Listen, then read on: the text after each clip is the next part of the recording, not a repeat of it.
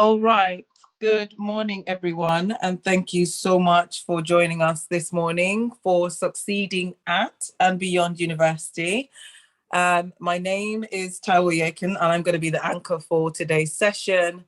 I'm delighted to be joined this morning by our panelists. We have Dr. Onya Idoko, David Adebi, and Bukola Adisa, who will be sharing on Succeeding at and Beyond University with everybody on the session this morning. Just a few Zoom housekeeping, a bit of a background in terms of this particular session, and then we will get going. So the purpose of the event today is to share knowledge, experience, and best practice for master's and postgraduate studies here in the United Kingdom. A UK postgraduate degree is held in high esteem by employers, as we all know, across the globe. And international students studying in the UK are open to a huge plethora of opportunities to improve employability, as well as immerse themselves in a world-class community of academics and students. So this event today is the fourth in a series we call SABU, which is Succeeding at and Beyond University, as part of Kingswood International Church London. And the aim of the session is to build awareness so that through cognizance of intersectionality and its constraints, students can better recognize and pulverize, or at the very least, prepare for the nuances pertinent to UK postgraduate studies, and also build a follow-on career post-study. The central speaking points today will focus on how to progress here in the UK effectively, and this will be based around the speakers' personal experiences and also the differences that could exist in educational approaches, for example, comparing someone from Africa to someone studying here in the UK. This event also allows tie-ins with the postgraduate communities in universities and institutions of higher education, both within commutable distance to Kingswood International Church London, but also wider in terms of the scope of study for the UK. A few Zoom meeting housekeeping points to note. Please do ensure that your microphone is on mute at all times. This will help to keep the background noise to a minimum and make sure that, especially when you are not speaking, your microphone is on mute. And also when you are speaking, to be mindful of background noise and ensure that you're in a quiet space when you do unmute to speak. And also, if you're joining and you're joining, if you are joining the conversation at any point in time today, please just make sure that your device is fit for purpose, as we are live streaming today's session on YouTube.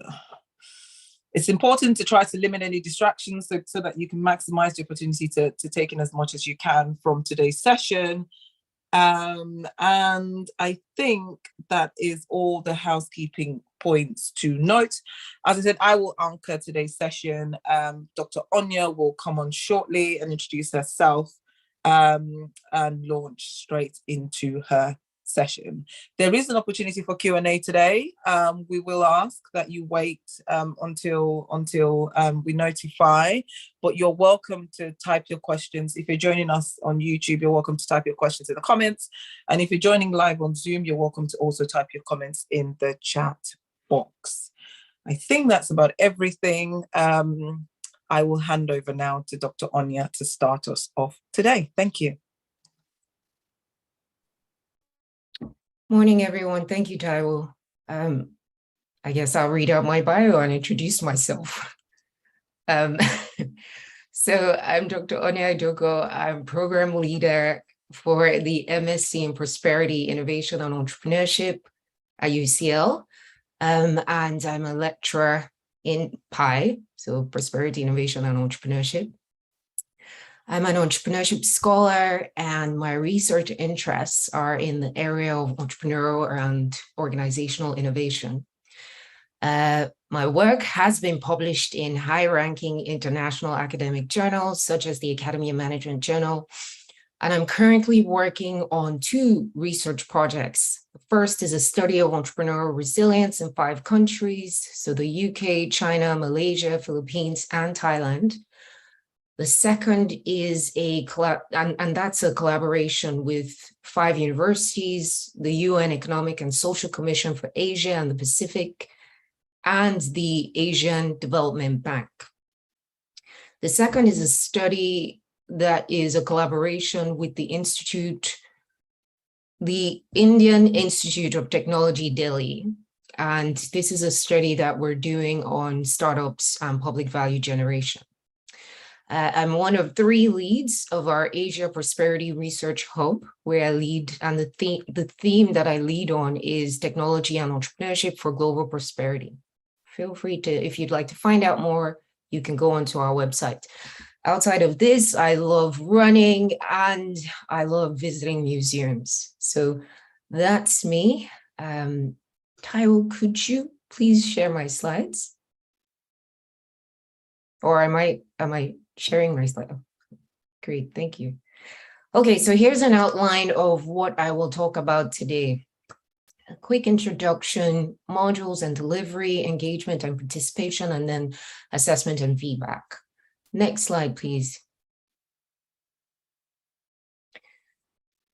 So here I'm just going to tell a quick story about a visit that I made to the Lake District. So some of you might have been to the Lake District, and this, I believe, is Lake Windermere.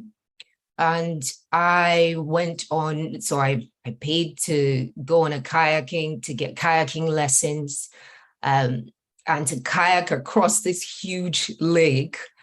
But one thing that I noticed that our instructor, so he's a former Army officer, one thing that he always did throughout, and even at the start when he gave us the training before we all set out, he pointed out exactly where we were going to. So he would say, okay, everyone, we're heading to that shed, or he'd say, we're heading to that marker over there, and you need to row in that direction. So remember, the lake is huge. And the funny thing is, if you're not rowing or paddling correctly, you'll find that the water starts to move your kayak in a different direction, completely different direction. It can turn you around. It can take you to some endless place. But because I knew exactly where I was going to, I knew the first, second, and third point where we were heading. I knew that even if I got separated from the team, my job was to get to that first point, and everyone would be there to meet me. So my question then is, where are you heading? And this links to what I'm about to talk about, or the main point I want to raise here. Next slide, please. Which is, you need to set a goal.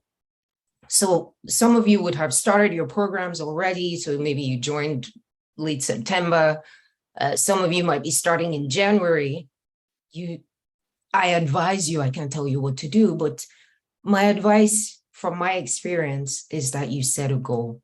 We hear this a lot, but I cannot stress the importance of why a goal is important. So if I go back to the kayaking experience I had at the Lake District, without the instructor telling us this is where we're going, and if we had set off randomly, I wouldn't have known. If I'd been separated from the team, I would not have known where I was supposed to go to next. I would not have known where we were supposed to stop for a break.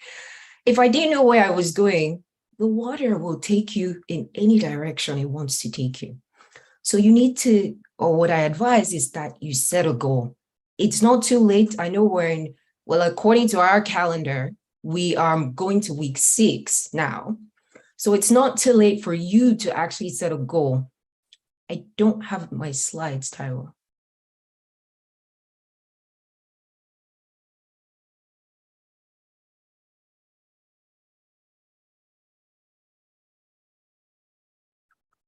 Thank you. So it's important for you to set a goal.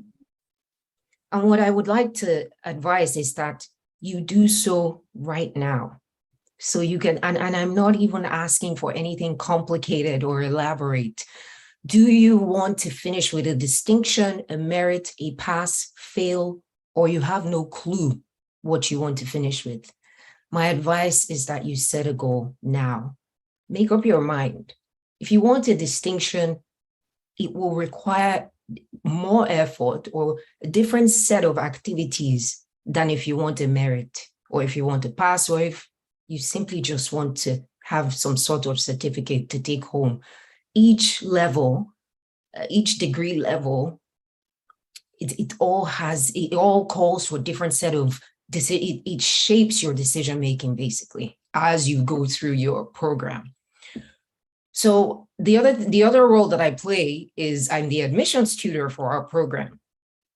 Now, our requirement is a 2-1, at least if it's a prestigious institution, we're looking for a 2-1 upward and first class. For some countries, that might be, you might have a 2-1 in your undergrad, but you might need a master's as well to get in. For example, one of my students has gone off to Cambridge to do his PhD. One of the requirements for Cambridge to start a PhD is to have a distinction. And they gave him a conditional offer. And the condition was that he finished the master's with a distinction. If this is something that you want to do, whatever it is that you're aiming for, set your goal now. And now I'll touch a little bit more on why having this goal is important, particularly when it comes to your essay writing. Next slide, please.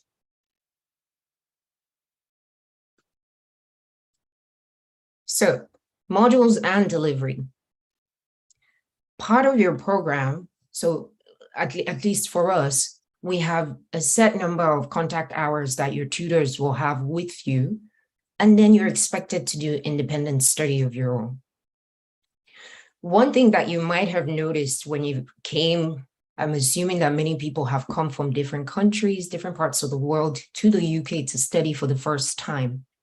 One of the things that you may have noticed is that the teaching and learning is quite different from where you've come from. So there's a possibility that it's different from the way that you're accustomed to learning back home in your country. Here is very different. Here they're expecting you. So let me just add a little bit more. This is also a master's if you're doing a master's program. They're expecting you to engage in independent study. So your tutors might have some asynchronous material, which just means that perhaps on the virtual learning environment, there's content that they need you to work through, or you have a reading list that you need to work through, or you have little quizzes, etc., that you need to work through to help you in class when you get to your class. So I would advise you to engage in that independent study because it's very important for being able to participate in class. So you'll also notice that when you came, the dynamics in the classroom are also different. At least in our classes, we're expecting students to participate and engage in conversation. We're expecting you to give us your views about the reading or the theory that we're talking about. We're not expecting you to stay quiet.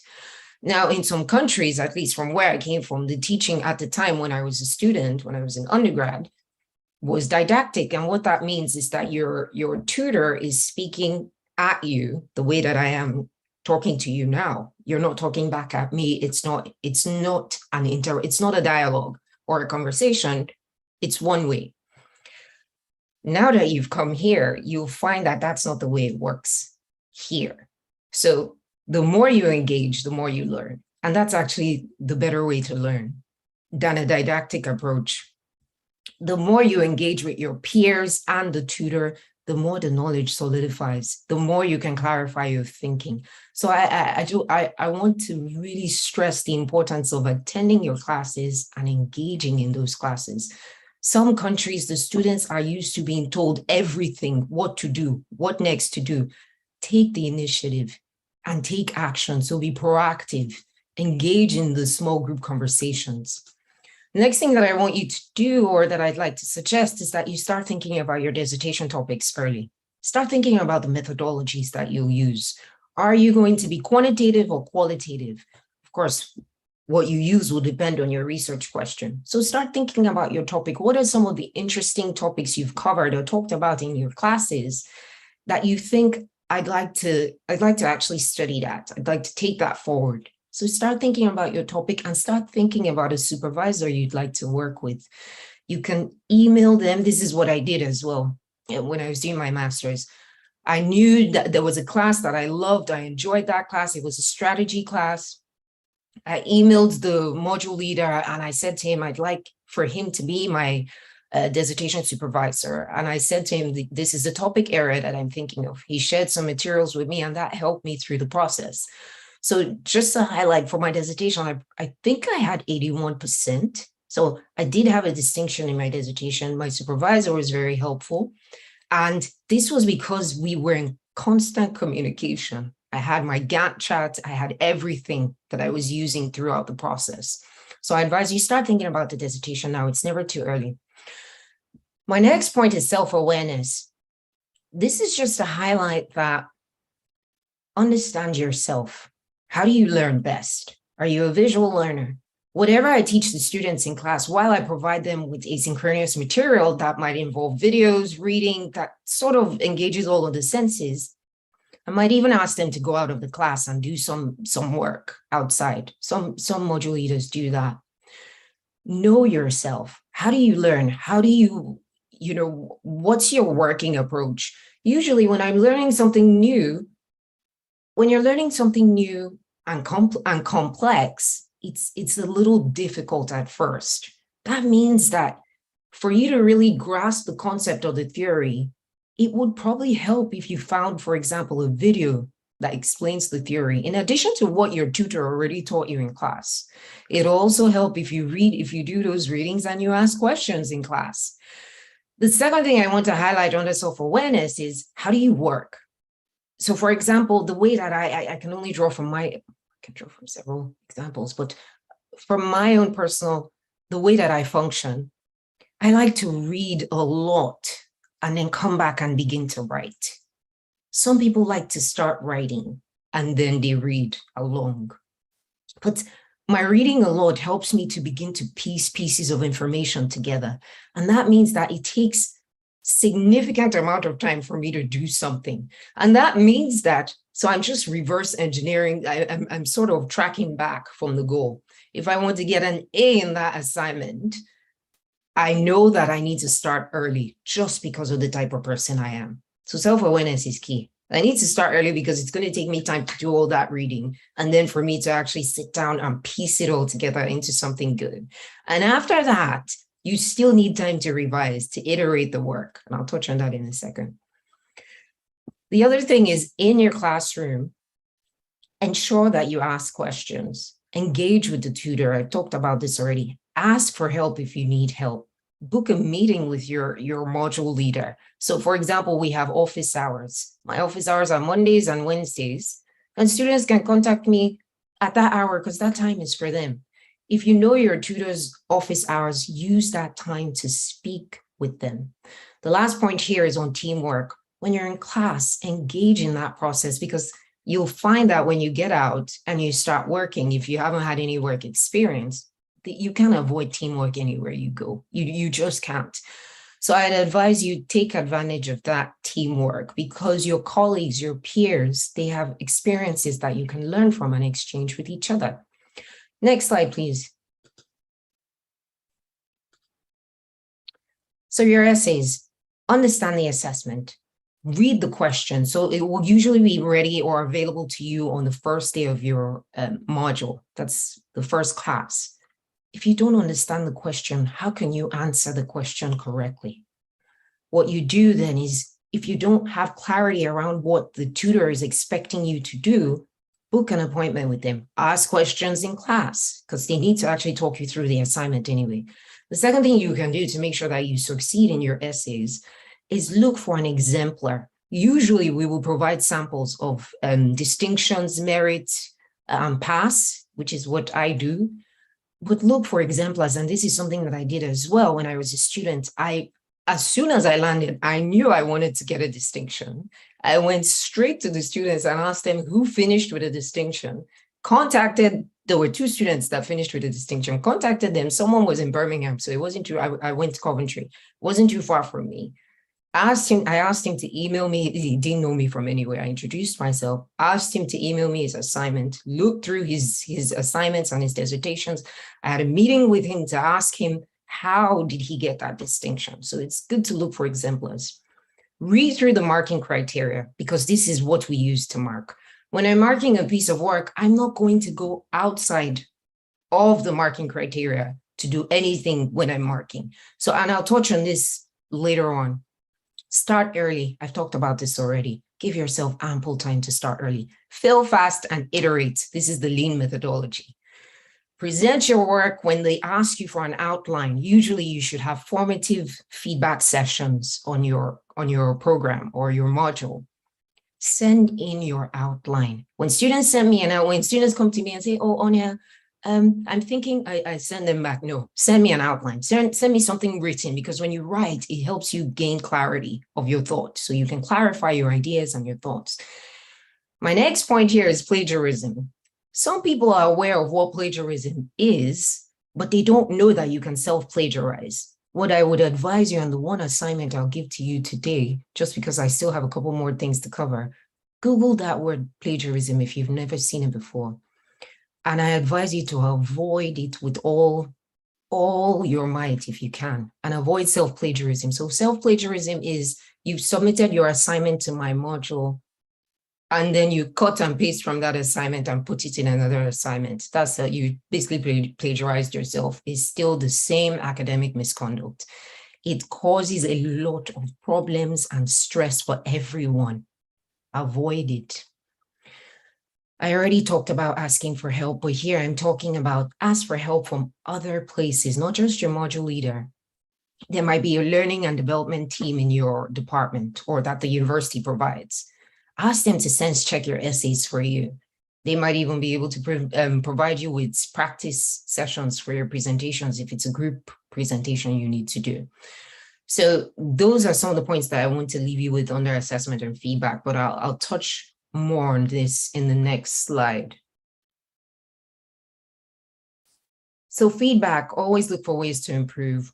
Always read the feedback. So for example, on my module, I have 2 assessments. One really small assessment, low-hanging fruit, 30% of the mark. And when I give students feedback on that assignment, they can use that feedback to develop or to make sure that they do better on the next assignment, which is the primary piece of work. That's 70% of their mark. So always read the feedback that they give you on each assignment, whether it's in the form of additional comments by your tutor, or they've used a rubric and highlighted on the rubric what you did and didn't do well. Always read that feedback. And if you don't understand the feedback, schedule a meeting with the module leader and speak to them about the feedback. So I've been talking about rubric and marking criteria. This just contains the weighting. So a rubric contains the weighting for each element of the marking criteria. And I'll show you in a second. It will show you what is expected depending on the assignment, and it will also be available at the start of the term. So it's a great opportunity. You can use this rubric to self-evaluate yourself before you even submit the assignment. You can check through, and I'll show you in the next slide. Hopefully that's my next slide. Yes, so here's a sample rubric. For some reason, it's missing some elements, but where you see aspect, and you see understanding of knowledge issues and knowledge questions, quality of analysis, characteristics, and then at the top, you see 9 to 10, excellent, 7 to 8, very good, 5 to 6, etc. You can take the marking criteria and you can ask yourself when you finish your assignment, have I achieved? So if you're aiming for distinction, back to the beginning, the goal.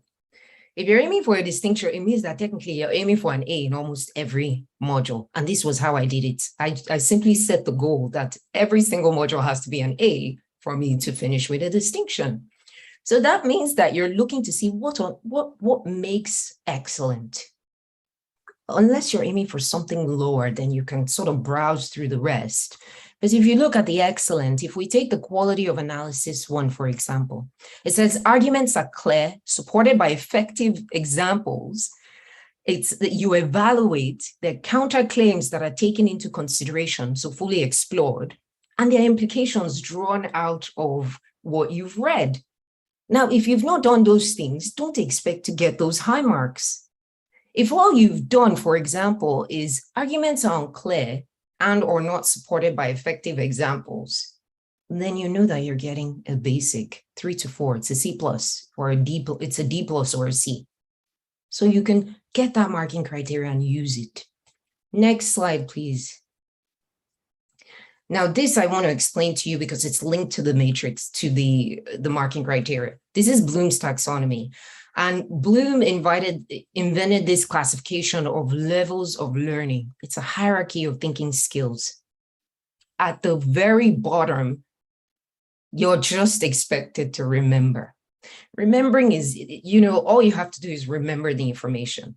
And you'll see this in students' essays. They regurgitate what has been said in class. They don't do anything. They don't go higher than regurgitation or just simply telling me what we said in class. The next level is understanding. So you understand the information and you're able to paraphrase the information. That's fine. The next level is applying that information. So you're able to do something with it. You can implement the knowledge that you've gained, either from class or from reading reading the reading list or doing some extra research. The next level is analyzing. So you're able to compare the knowledge that you have. You're able to deconstruct it. You're able to organize it. The next level up is evaluating. You evaluate this information by being critical. So you engage in critical thinking. How do you do that? You compare it with other arguments. So counter arguments. You're taking that into consideration and you're drawing a conclusion, or you then bring out your voice in that conversation. So the topmost level is creating. This is the joy of any module leader or program leader. You're able to create with this knowledge. So this is where you're able to design, plan, and you're able to invent with the knowledge that you've gained. You're not just applying, you can create new knowledge with the knowledge that you have. So at the end of your studies, we're hoping, or at the end of the class, when you do that last piece of assignment or your dissertation, etc., we're hoping that you're able to take the fundamental principles you've learned and use that to create something new, particularly in the dissertation, which is usually the bulk of the credit that you have in the curriculum. So if I link this Bloom's taxonomy to the marking criteria, to getting an A in your essay, please go back to Bloom's taxonomy, please. What you'll find is that many students, they remain at remember and understand level and apply level. Now, what that will get you are 50s. If the marker is happy, you might maybe enter into 60. I doubt it, I very much doubt it, but 40s to 50s, that's what you're looking at. In fact, if all you did was remember, you haven't done anything really. You haven't shown me critical thinking at all. Now, where you start to engage in critical evaluation, which is usually you'll find in your assignment, they'll say critically reflect on, critically evaluate, etc. That only starts to happen at the analyze, when you engage in analyzing that information, when you engage in evaluating and creating. So you'll notice it's a hierarchy. You need to remember for you to be able to analyze. You need to understand for you to be able to analyze. You need to be able to apply, to know that this is how I can apply that theory. This is a real life scenario where I can actually put that theory into practice. And that helps you in your analysis. And that helps you in evaluating the theory or testing the theory against real life scenarios. So if you want those high marks, and this is where I will stop, you're looking to engage in analyzing, evaluating, and creating. Thank you very much. Thanks, Taiwo. Thank you so much, Dr. Onya. And thank you for that quite insightful session. A warm welcome to everybody just joining us. This is Succeeding at and Beyond University. And it's a session put on by Kingsword International Church, London. I'm conscious that we had a few people join us whilst Dr. Onya was speaking, and I didn't introduce her at the start. So I'll just do that again for the benefit of those that have just joined us, and then I'll introduce as well our next speaker. So Dr. Onya Idoko is a fellow of the Higher Education Academy and is currently the program leader for the MSc in Prosperity, Innovation and Entrepreneurship. And she's a lecturer in PIE at UCL London. Before joining UCL, she was a research associate at Imperial College Business School. Dr. Onya began her academic journey in Edinburgh, where she completed a PhD in management from the University of Edinburgh Business School. She's an entrepreneurship scholar, and her research interests are in the area of entrepreneurial and organizational innovation. Her research has been published in high-ranking international academic journals, and she is currently working on two research projects. The first is the study of entrepreneurial resilience in 5 countries: UK, China, Malaysia, Philippines, and Thailand. And the project is a collaboration of 5 universities, the UN Economic and Social Commission for Asia, and the Pacific and Asian Development Bank. Her second research project is a study of startups and public value generation, and this is a collaboration with the Indian Institute of Technology in Delhi. She is one of the lead researchers for the Asia Prosperity Research Hub, where she leads the theme on technology and entrepreneurship for global prosperity. And outside of work, she enjoys running and exploring museums. So please help me give a virtual round of applause to Dr. Onya for that session. I didn't introduce myself at the start as well. So my name is Taiwo Yakin. I'm the Director of Advisory, Cultural Assessments and Transformation at Daylight Consulting UK. And I partner with our CEO with full oversight for the change and transformation portfolio, and supporting the design and delivery of the firm's strategic objectives. Prior to that, I've worked in a number of senior roles across financial services here in the UK, and a number of public and private sector organisations, including the BBC, Transport for London, Legal & General, and AIG. I have a first-class BSc Honours from the University of Plymouth in Human Resource Management and IT, an MSc from the University of Oxford in Major Programme Management, and a diploma in Financial Crime Prevention, and I'm a certified Prince 2 practitioner.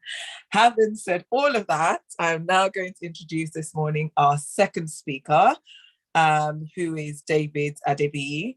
He's a member of the Chartered Institute of Personal Development, MCIPD. David has a master's in International Human Resource Management, a BA in Business and HR Management, and is currently a recruitment consultant and project manager within the NHS.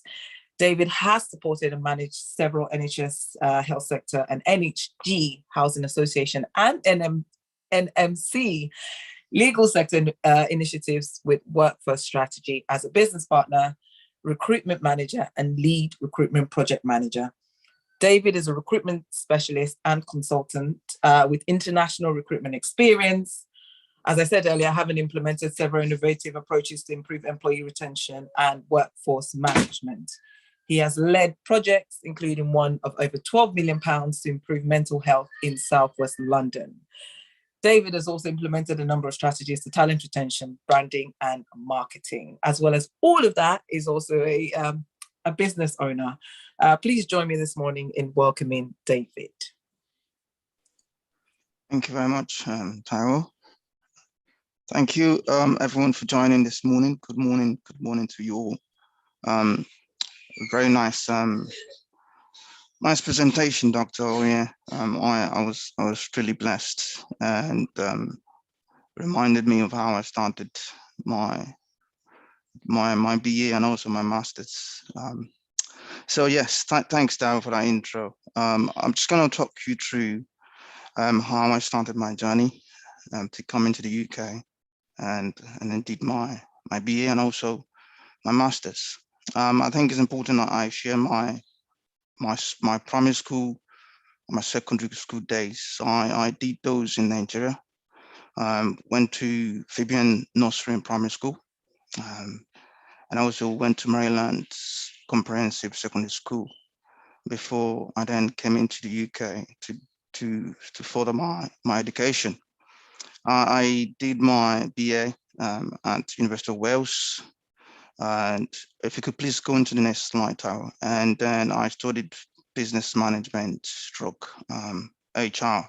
And what actually led me into HR, while I was in my first strokes, towards the end of my first year, my lead lecturer mentor then, John, introduced me to HR. He was an HR specialist, and he mentored me into having that desire to go into human resources. Like Dr. Enyu said, it's important that you have a set target. It's important that you know where you want to get to, what you want to achieve. And at times, you might be unsure. And in my first year, I was in that category. I wasn't too sure what I wanted to do. And he saw that, he saw my personality, and I felt, you know what, you will be that type, a deal person, because I'm a people's person.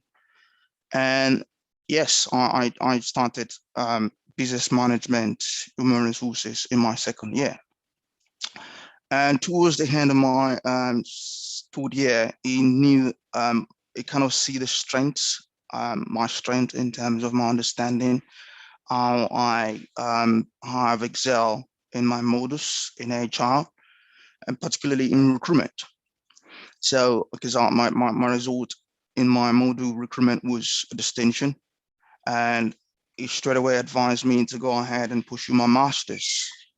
And that's kind of, again, set me another target to begin my master's at University of Greenwich. And while I was doing my master's, I started, and again, this is me having a mentor in my life at that time. He encouraged me and advised me that it's important that I start looking for opportunities in terms of career-wise, in terms of looking at any opportunities that are there that will go alongside the masters that I was doing at that time. So that led me to finish my masters in the year 2014. Tariq, if you could please go into the next slide. So post-academia, so what happened while I was, while I finished my BA, I started looking for volunteering work. It's important because in this country, you need experience. Experience is required for you to actually kickstart your career. So if you are currently doing your master's or you're doing your BA in this country, I would suggest, I'll give you some advice in terms of work-wise, start looking for volunteering opportunity. Or I wouldn't say just settle for volunteer, I would say dust your CV, brush your CV up, make you look nice and pretty and sexier, and just put it out there, give it your best shot to see if you could get even something that can get you paid on a monthly, annual, that can give you some monthly, annual income that is in line with the study that you are currently undergoing. But at that time, it was I wouldn't say difficult, but it was a challenge for you not to have a UK experience to get into the sector and the field that I wanted to get into.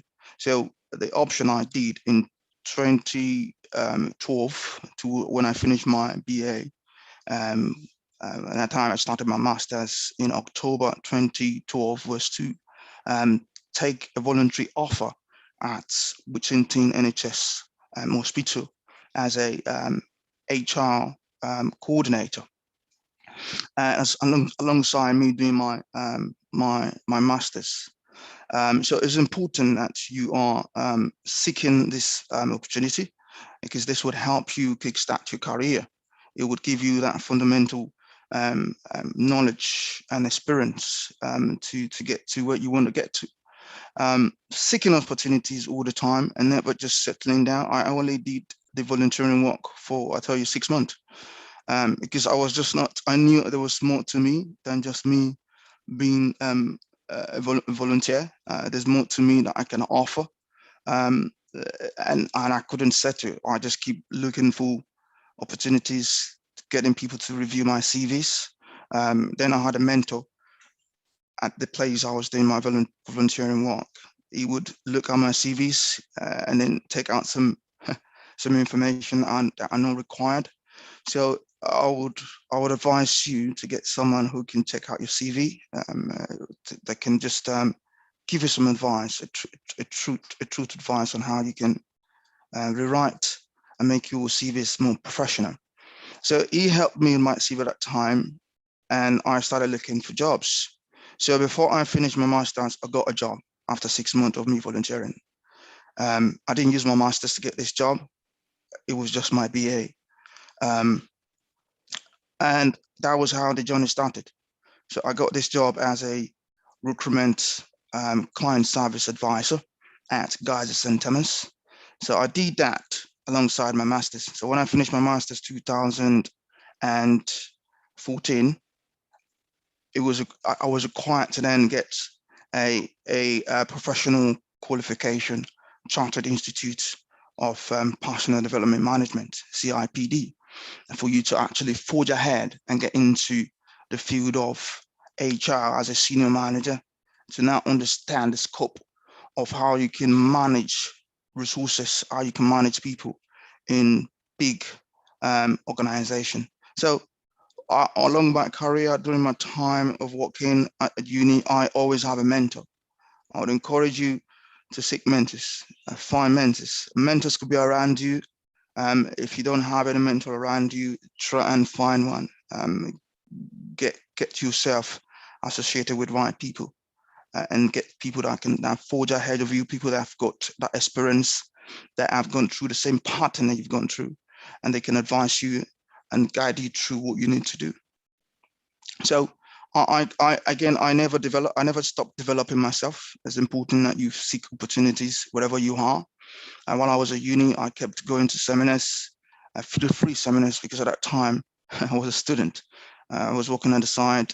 I didn't have too much money to spend on training, on developing myself. But there are many free seminars out there that is just free on social media. There's some short clips on YouTube about your career, about the things you need to, in terms of career experiences, exposure, that will help you forge ahead in your career on YouTube, that would benefit you. So I kept on developing myself. I utilize all the training that I have in my working place at that time. I was in contact with training and development team, asking them what opportunities are there for me, what trainings are you offering. I attended leadership training, I attended difficult conversation training, I attended project management training, so many, I can start naming them, diversity training. These are trainings that I have put myself forward for free. And, it's really helped me understand how my career, and it's helped my career, and how I have been able to manage myself, manage my skills, manage my experience to achieve some of the things I've been able to achieve.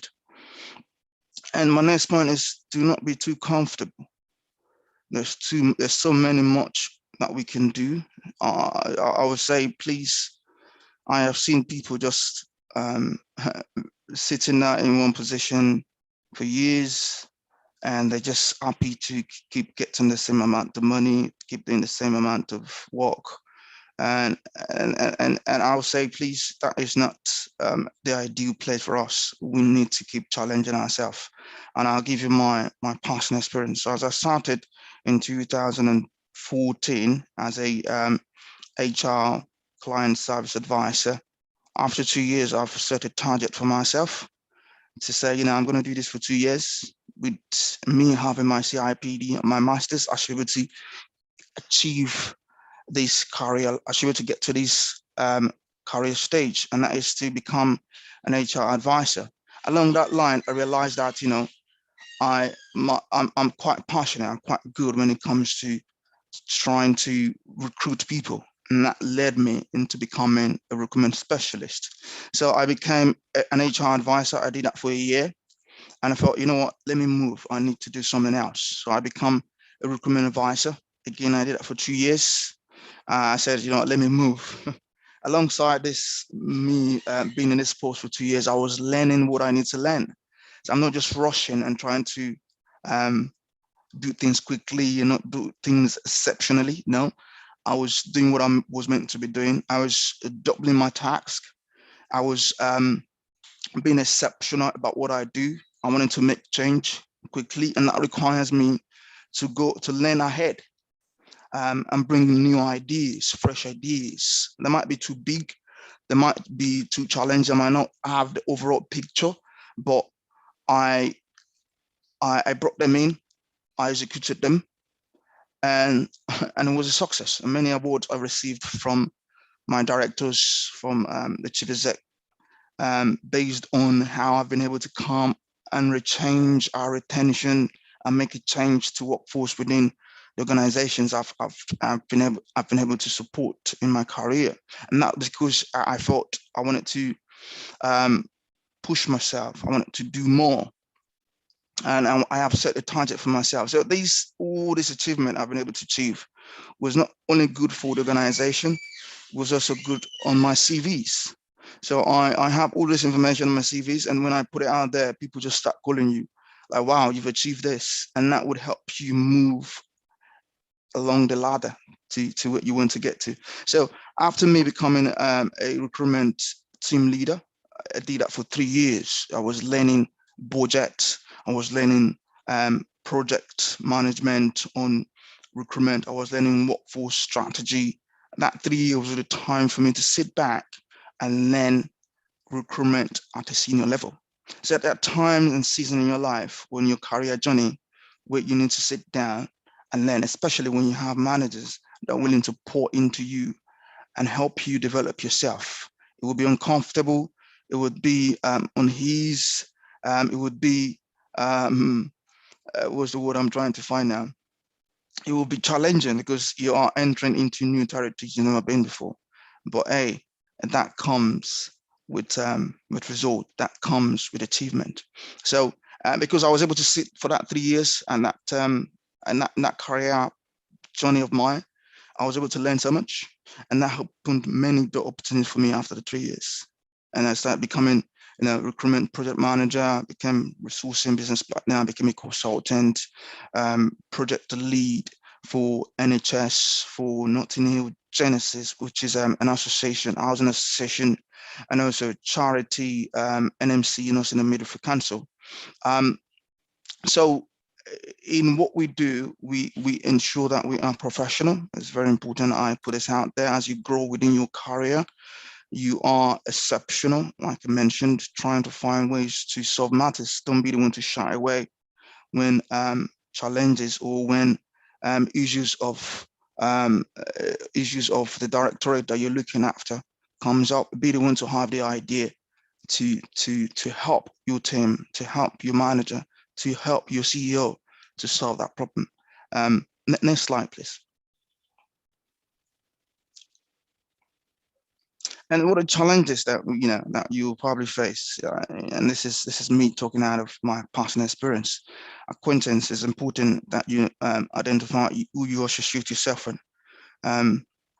You want to associate yourself with people that are positive, to people that have gone ahead of you, and this is where the importance of a good mentor comes in, because there are many mentors out there, but you want to be intentional in picking who should be mentoring you.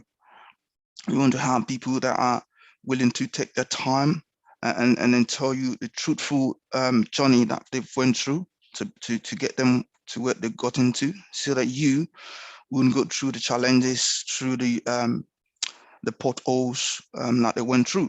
And they can also recommend some suggestions and solutions to yourself as you embark on the journey.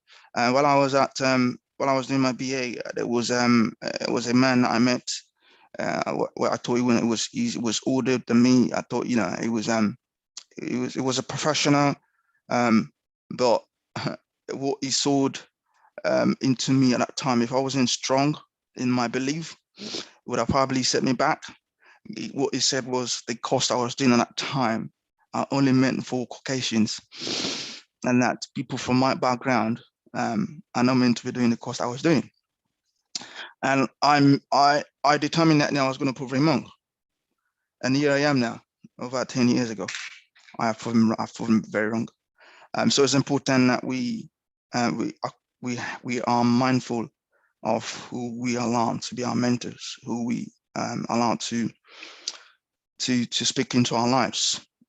We should be hanging around with positive, supportive minded people. So that takes me to the next step: support. It might be difficult, especially when you are new in this country. you've come from a different country, different culture, different background. You know, you might still trying to, you might be trying to just understand how things have been done here. But that's why it is good to have good people around you. You find the right support, find people that can support you. You can come to Kingswood London. We support a lot of people. If you find any community within your area that are positive, that can support you, please do so. And there are many support systems online that will be useful for you. So I'll say find the support that you need, be realistic to yourself, be intentional, set your target, and don't be afraid to ask questions. You know, keep asking questions. Keep, you know, if you're unsure, get people to advise you, get people to lead you. It's important that you're not walking by yourself. And yes, that is me done. Any questions for me? Any question from anyone? Thank you so much for that, David. And a virtual round of applause for what was a fantastic session. There you go. You got some thank yous in the comments there. So just a bit of a recap in terms of what we've already heard this morning. Dr. Onya spoke there about, you know, planning ahead, being absolutely 110% focused when it comes to understanding how you want to complete your studies, thinking beyond I'm here now, I'm doing my master's, or I'm doing my PhD, or I'm even doing my BA, depending on, you know, who's listening back to this or who's joining us this morning. But the key thing Dr. Onya said there was plan, be laser focused in terms of how you want to break down your journey. The time will go as quickly as you can possibly imagine. And then the second thing she spoke about there was understand the ask. So understand what's been asked for you in terms of your learning journey, in terms of the bulk of work that's been put in front of you. And Dr. Onya also said, you know, seek help, ask the right questions, get help. If you don't understand something, there is opportunity to ask the lecturers, ask your course mates, and even look for help outside of your place of study. But ask questions, and you know, that's how you grow and that you learn. And I love that taxonomy that she shared in terms of how students learn, and, you know, how some of us just stay in that remember phase where, you know, we want to get to that critical analysis and, you know, just going deeper and inventing and creating and innovating in our minds. And then obviously, thank you so much to David there. Again, David spoke about seeking out opportunities, being mindful. I think that the key thing I took from what David spoke about there was sometimes when we go into study, we sort of just focus on, I'm doing my master's and that's where I'm at. And, you know, what David was sharing there is think beyond what you're studying now, and start to seek out opportunities whilst you're studying. You know, that job might be something that you do in the 6 months before you finish your course of study. And then he spoke at length there around sponsorship and mentorship, and also opening yourself up to alternative avenues for growth, thinking beyond your studies. You know, what else am I going to do once I finish this master's, this PhD? What's the next step? And have a plan for that longer term view in terms of your career. And finally, I think David spoke there around being mindful of the people in your space, and being very protective of how you bring people in terms of their advice and support and all of that, because sometimes not what everybody says will always apply in your own personal case. Thank you so much, David. Thank you, Dr. Onya. I'm delighted, absolutely delighted this morning that we're joined by our third panelist, Bukola Adisa. Bukola is someone that I know both on a professional and somewhat personal level as well. She is an amazing woman. So I'm just going to quickly read Bukola's bio, and then I'll give her the microphone to share a bit about her journey as well. So Bukola is an award-winning senior governance, risk and controls professional. She's currently leading the charge at NatWest, which is one of the top 5 banks here in the UK. Bukola has held a number of leadership roles in global organizations such as Barclays, HSBC, Royal Bank of Scotland, JP Morgan, and Deloitte. She is also the founder and CEO of Career Masterclass, which is a leading innovative career development platform dedicated to enabling the progression of aspirational and ambitious professionals in the workplace. And this is done through impactful webinars, live events, and the annual Stretch Conference. Bukola teaches practical career tips to the Stretch community, which has resulted in tangible career progress for the thousands of professionals within the Career Masterclass community. She's also a highly sought after corporate speaker and a thought leader who shares cutting edge insights on career development and career growth. Please join me this morning to welcome Bukola Adisa.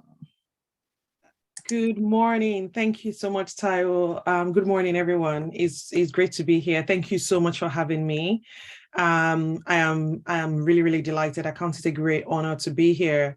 So every time I'm invited to do one of these things, either to talk to people who are in the workplace or to talk to people who are in university about to enter the workplace, or just to generally share my advice or insights, I count it a huge privilege because you can't take these things for granted. And I also think that you should also count it as a great privilege that you get to have access to knowledge, because knowledge is power. Information is the most valuable currency in the world, in my view. I believe that when you have access to information, you have access to knowledge, and you mix that with the application, then you're in a great place to be able to go further faster. So thank you so much for having me this morning. So Taiwo said I should share a little bit of my career journey in 25 minutes. That's going to be quite challenging, but I will give a very, very distilled version of my career journey. And in so doing, I think what I would do is I would highlight, as I sort of share my story, I will sort of highlight some of the lessons I've learned along the way and the things that I believe have been integral to my journey, and also the things that I believe everyone should know. If you are going to enter the workplace, wherever in the world, if you're going to enter the workplace, if you desire to progress against all odds, of which there will be significant odds, and it really doesn't matter where you are situated in the world. It doesn't matter whether you are in Africa, you're in Europe, you're in America. Wherever you are in the world, anything that is worth doing, you would come against significant challenges. And so it's about how do you navigate those challenges, and how do you make it that those challenges don't define you. And that will be a lifelong journey, because especially if you are someone from an ethnic minority background, you're Black in this context, people want to tell your story for you. People will look at you and want to label you, because the human mind is conditioned to put people into boxes. So people may want to look at you and say, you don't belong here, or you belong in this place, or you can go here and not go further. But it's for you to be able to rewrite your own story. There's nothing as powerful. I keep saying there's nothing as powerful as what the individual can do for themselves. And that transcends how the society and organizations seek to define you and box you. So I'm a Nigerian, proudly Nigerian. I wasn't born here in the UK. I moved here in 2006. And so I was a fully formed adult by the time I came here, because I went to university in Nigeria. So I studied in University of Lagos, and I studied law. But I grew up in the greatest city in the world. I grew up in Ibadan. My dad is from Ibadan, so like really, really original Ibadan girl. But my mom is from Edo State, so hybrid.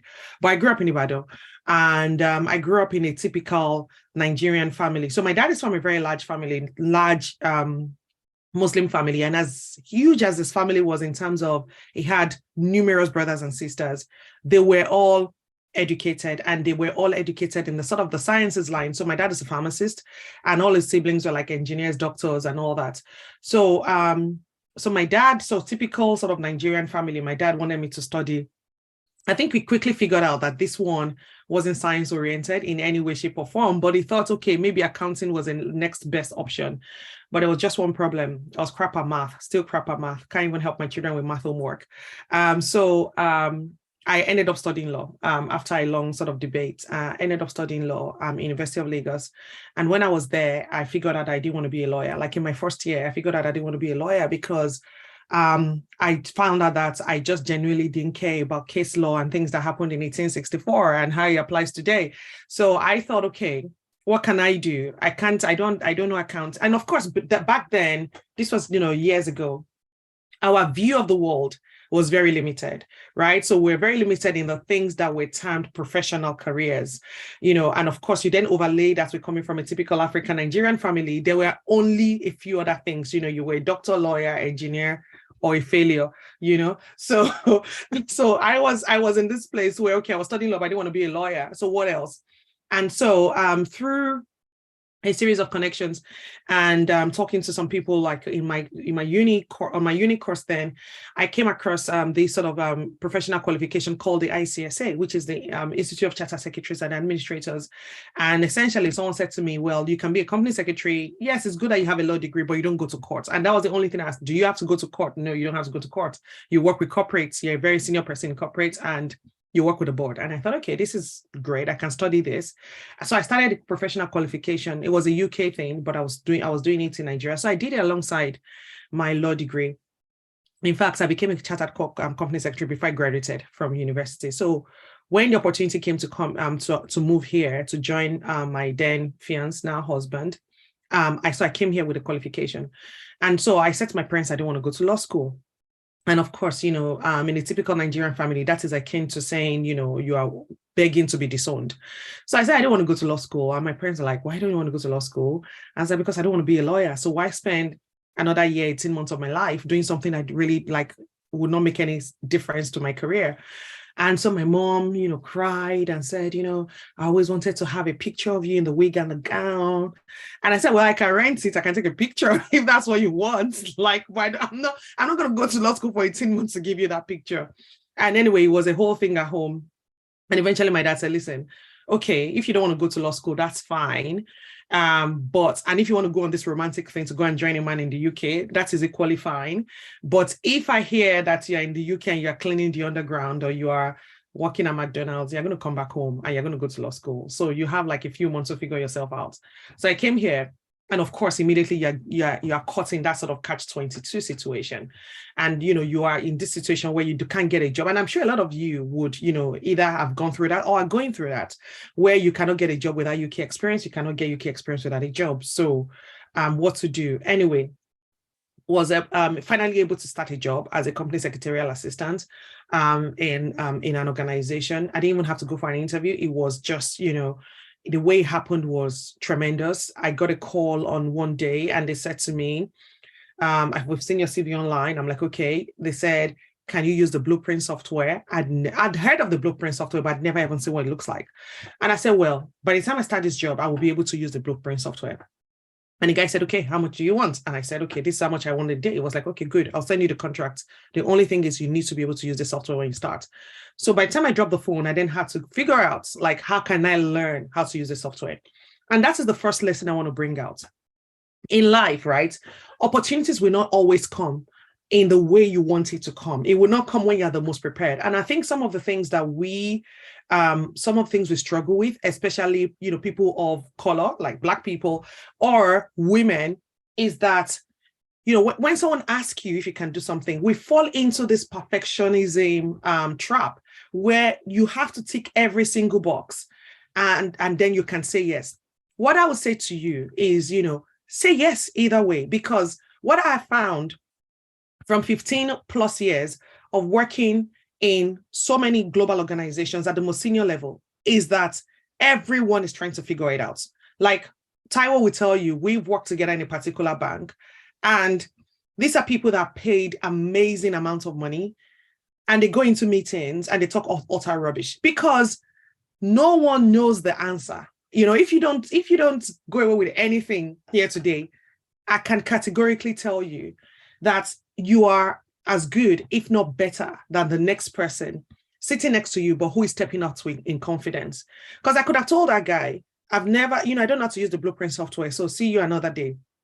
But I said, no, I would learn by the time I start on Tuesday or whatever it is, which was a week, I will figure out how to use the Blueprint software. So I started on a Wednesday, and on Tuesday I went for Blueprint software training. The point is, the solution is on the inside of you. There is a lot more that you have on the inside of you than you give yourself credit for. You just need to be able to engage yourself and believe in the fact that you can solve problems. And one of the things I've learned from running my career and also running an organization is that the most successful people are the people that know how to solve problems. They are not the people that have the answers to all the problems. They are not the people that know everything about everything. They are the people that become very adept at solving problems and finding solutions as and when they arise. So that's one thing I want to leave with you today. Don't look at yourself and don't look at an opportunity and think this is beyond, this is beyond me.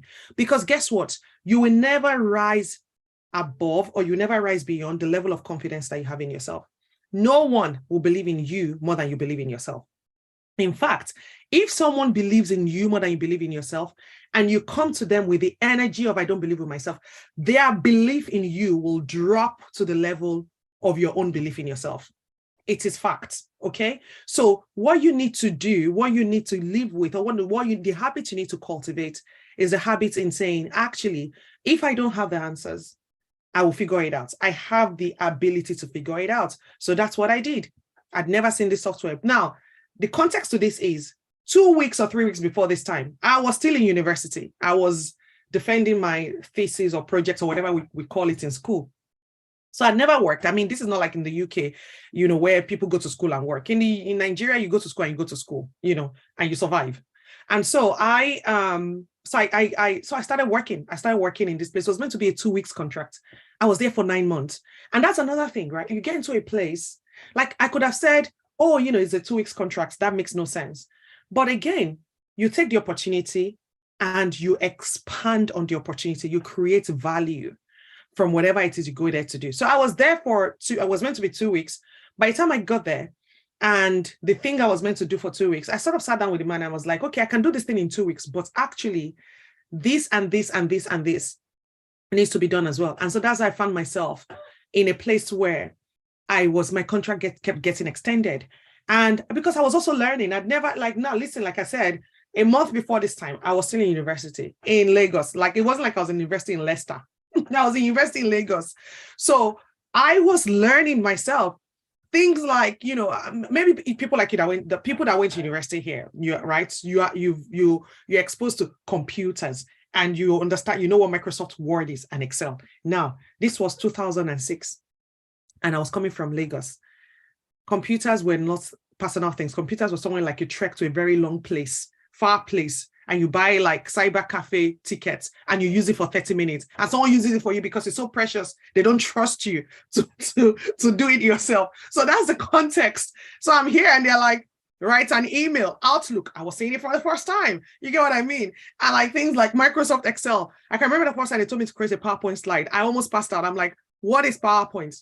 But you see, the point is, all of those things are problems you solve. It does not matter. All of those things are problems you solve because every single one of them at one point or the other had a first time. So that's what I told myself. And I just kept learning. And I was there for 9 months. And I was there for 9 months, not because my contract expired, but because it was a far place and I got another job in another place. And that is how my journey started. And from there, I moved to a Big Four consulting firm where I had the hardest time of my life, of my career. I was discriminated against. I was, everything that could happen happened in that place in terms of, discrimination. But again, in all of that, I had to, and I was there for a while and I wasn't getting promoted. And it was really, really tough. And I had to sit down and ask myself, okay, but I said to myself one day, I said, Bukola, you are like literally in this organization is going to kill you. Like you're going to die here because it was so difficult. I mean, you're going to a place where, people are not talking to you. People are talking about you. They're not talking to you. And if you've ever worked in consulting, you know that it's all about the client projects they put you on. Nobody will put me on a project. And so I said to myself, you have two options. You either sit down here and accept this is your fate and you will never get promoted. You just be here and your confidence levels will deplete, or you take your destiny into your hands and you maneuver. The only problem with that was this was in 2008, 2009. And what was happening around that time? Global financial crisis. So people were not hiring. And even in the consulting firm I was, we're letting people go. But there were only two places where they were actually hiring people, were in liquidations, where I worked, and in compliance, where I wanted to go to, right? Because liquidations, a lot of companies were failing. So we had a lot of work, and I was working in liquidations at the time. And I wanted to move to compliance because, again, regulatory focus was on the rise. And so they were hiring people. And so let me tell you something about toxic situations and about situations that won't get better. You can't stay in a situation that is clearly toxic and think that you can change the organization. It's easier for you to take yourself out of that situation than for singular you, to think you can change an organization or a team. It is hard, if not impossible. And also, don't think that when you stay in a toxic situation, whatever that toxic situation is, maybe working, maybe relationship, whatever it is, don't think that there is zero impact on you. Because sometimes people say, I'm just going to stay here, I'm just going to switch off, I'm going to do me, I'm going to do this, and it will not have an impact on me. You lie. There is no toxic situation you stay in that has a zero impact on you. There is, and I also don't believe in neutral. I believe that something is either making you better or is making you worse, because nature abhors a vacuum, right? So I don't believe in steady states, just marking time, limbo. There's nothing called limbo. You are either moving forward or value is being taken out of you. So don't be in a situation where you are so beaten down that you cannot see a way to maneuver and navigate yourself out of that situation. You always have a choice, because I sat down there and I thought to myself, this is not going to get better.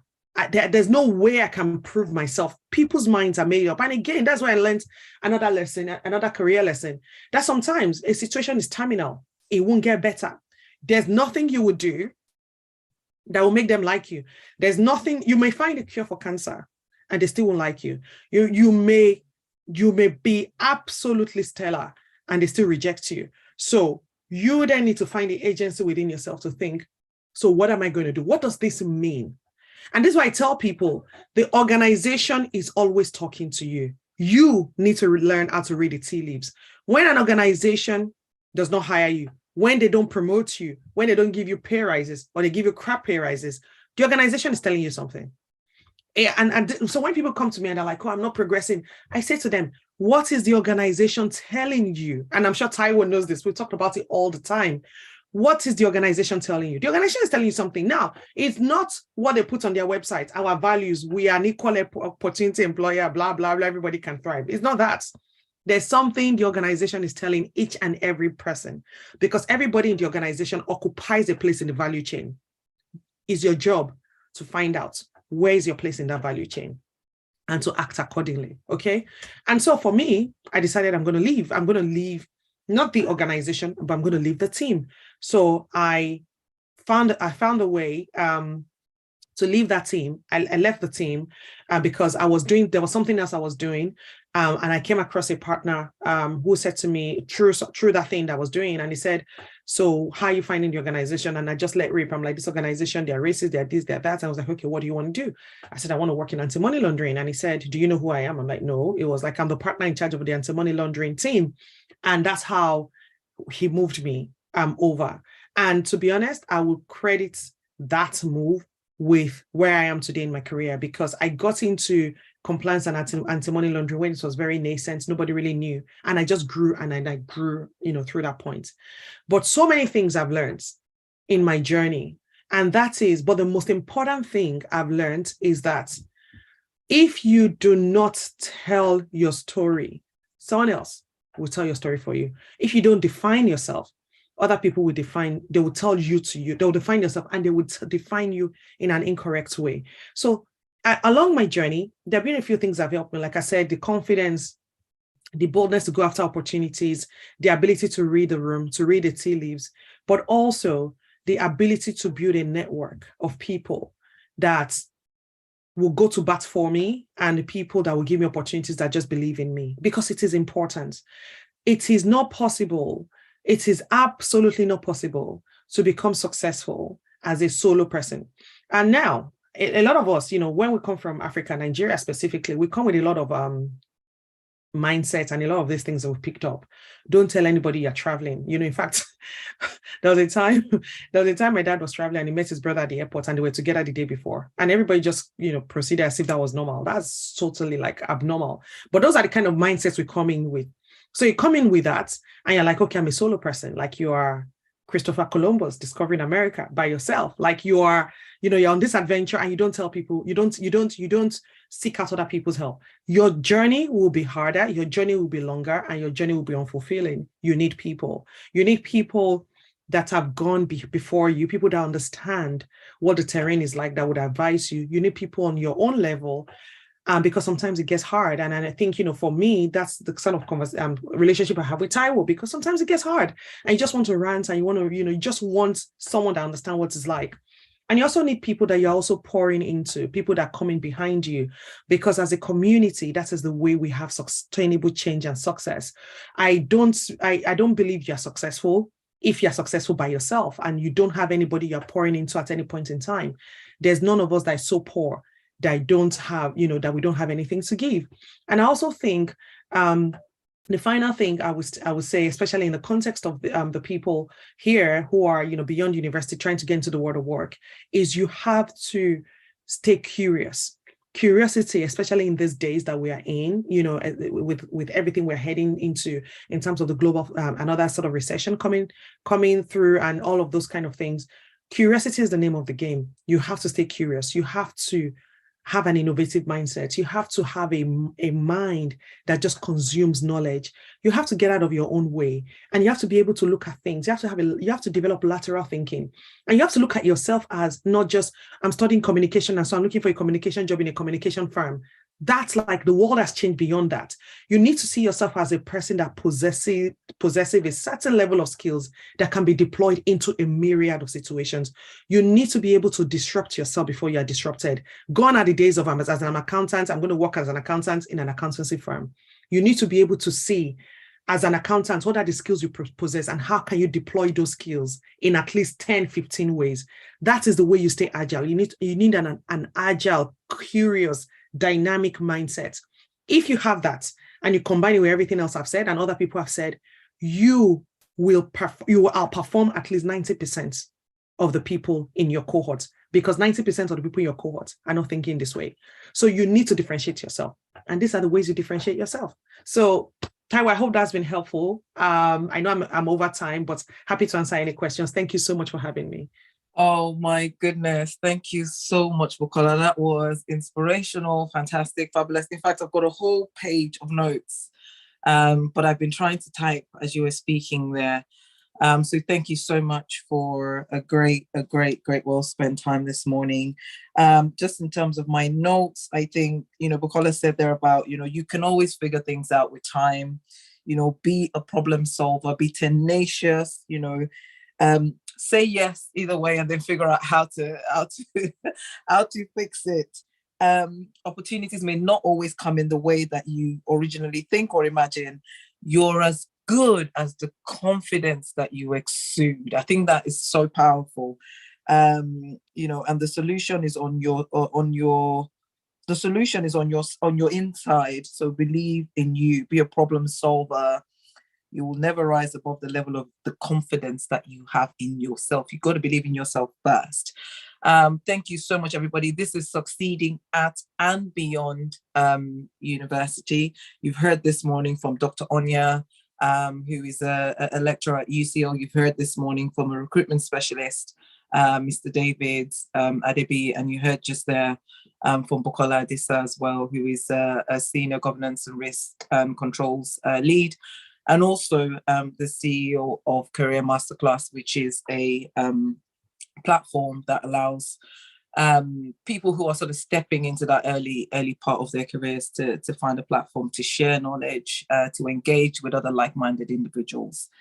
What we're going to do now is just take a short 5-minute break. And then we're going to bring the panelists all together into a virtual room. So we'll have Bukola, Dr. Onya, and David. And then we'll run through a few sort of preset questions. And then after that, we open it up to Q&A for everybody in the session this morning to ask them questions.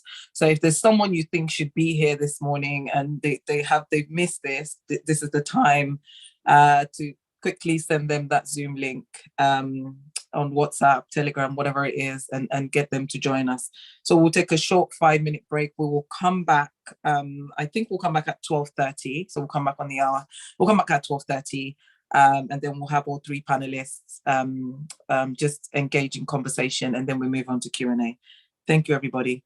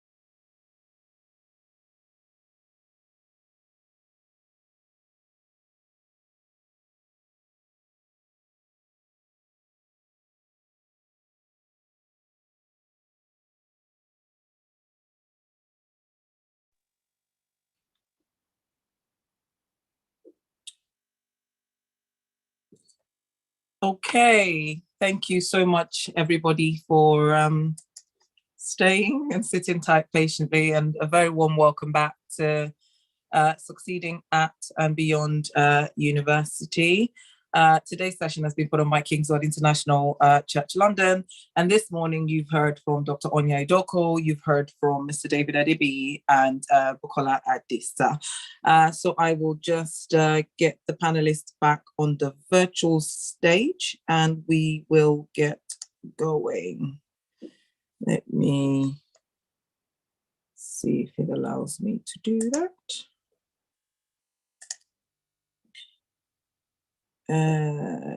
David and Dr. Onya, if you could please indicate that you're back with us. Thank you. I think we have everyone. No, we don't. I'm waiting for David. Give it another second or so.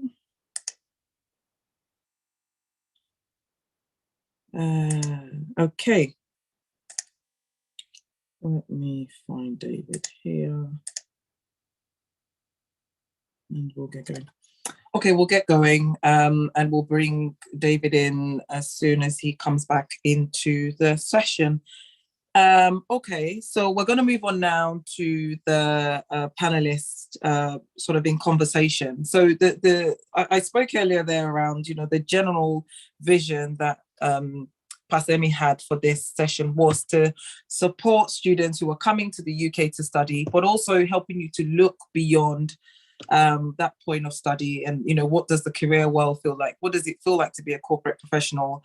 But also, you know, how do I succeed in my studies? And I think Dr. Onya spoke at length there around, you know, some of those things you can do, looking at rubric, that taxonomy as well around studying. So we'll open it up, I think, and look at the questions from both perspective. So if I come to you first, Dr. Onya, just to share with us what you think is sort of key. What are some of the if you could put 3 key points to what you look for in your students that you can share with the people on the call today. And that could be anything. It could be from a personal perspective. What are sort of 3 key things that you think people should take away from what you've spoken about today? So 3 key things to take away. One is in your assignment, one will focus on your assignments. What I would advise is ensure, so I showed you that Bloom's taxonomy. Whatever you do, if you want those high marks, you need to make sure that you engage in that level of analysis or analyzing. And the way to do that, there are various ways to engage in critical thinking. There's a lot of material online, you can look at that.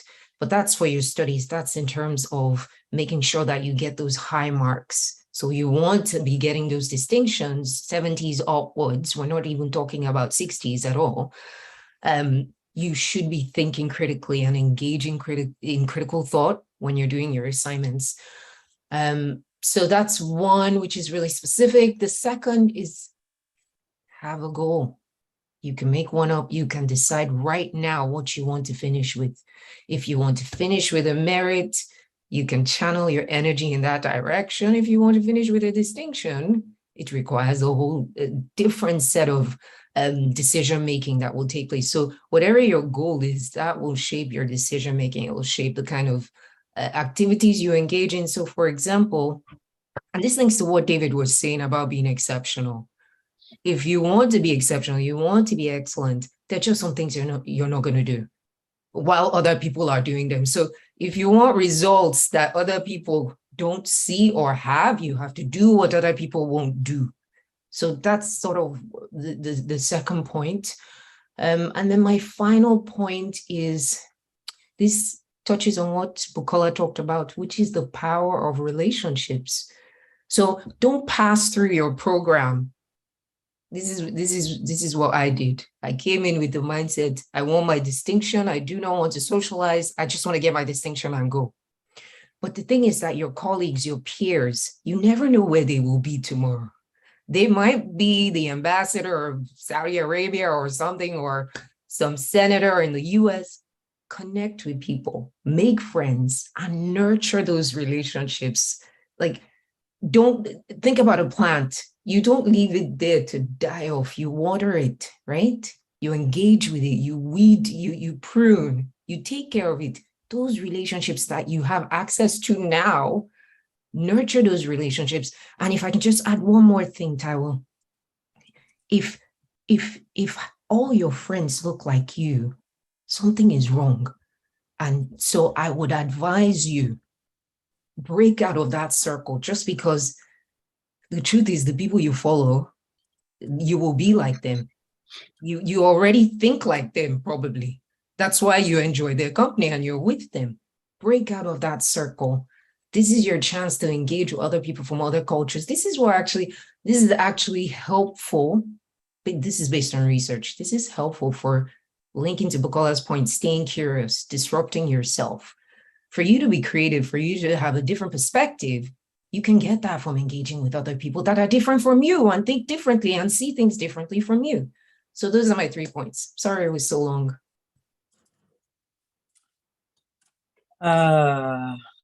That's absolutely fine, Latoya. Thank you. And if I come to Bukola and David as well, maybe we'll go to David first and then Bukola. If we talk about that question from a corporate perspective, so what's the, if you want 1 or you want 3, what's the personal career or postgraduate highlight or decision that you want to leave people with today? What's that one thing that's really stood out for you in terms of either your corporate experience or your transitioning from studying into the corporate space? David, I'll come to you first. Thanks, Tao. First, I'll say what helped me, and I'll talk based on my personal experience, was the power of mentorship. Having good, dedicated mentors around you, people that have probably been in that same field, that career, as the one that you inspire to pursue. That is one. Secondly, would be add value to yourself. So they would come and give you information. They would come and give you advice. Don't sit back and don't sit on these advice. These advice they've given you will challenge you. It will make you think differently. It would help you change your mindset, and it would help you not settle in that place that you're currently are. And that takes me to my final point, which is don't settle. And those are my 3 key nuggets I'm going to give out. So first, seek mentor, positive one. And secondly, act on the advice, support, research you've made and support they've given you to add value to yourself. And lastly, do not settle wherever you find yourself. Aim for more, aim for I wouldn't say the sky, because there's farther down, there's heaven after the sky. So just aim higher, and that's what I would say. Thank you, David. Bukola? Great. I think I would just, because I've said quite a lot when I was talking, and I think the one thing I would add to that is resilience. And that is because, I wish there was a way I could sugarcoat this. The journey would not be easy. It's not going to be. It's not easy. And I said to people, it's not easy for the middle upper class white male who is at the top of the of the pinnacle of the privilege ladder. It's not easy for anyone. It's not going to be easy. And resilience is what will make you keep going, even when everything around you is screaming for you to stop. You will need to, there'll be periods will come where you will have to dig deep within yourself and just find that extra fuel to go to make it to the next milestone and to the next milestone and to the next milestone. And things will come at you. And all through life, and I believe that as long as we're on this side of eternity, like things will keep coming at you. That would mean that you require resilience and you grow in resilience. So even though resilience is not an infinite resource, you grow in resilience. When you go through a situation and it doesn't kill you, you get stronger, you develop even more resilience for the next situation, and you develop more resilience, and that's the way it works. So you will need to to sort of ground yourself, and whatever it takes, whatever it is that you nourishes you so that your resilience is not impacted, whether it's praying, meditating, hanging out with friends, looking after yourself. Do all of that to develop resilience, because you will need to be resilient in this journey. Think there will be times when you've gone for an interview and that you've knocked it out of the park, but they will still come and say, hey, we're sorry, but no, we decide to go with an internal candidate. You will doubt yourself. You will question yourself. Even when God has told you something, you will question. I'm like, did I hear God? We've all had those experiences.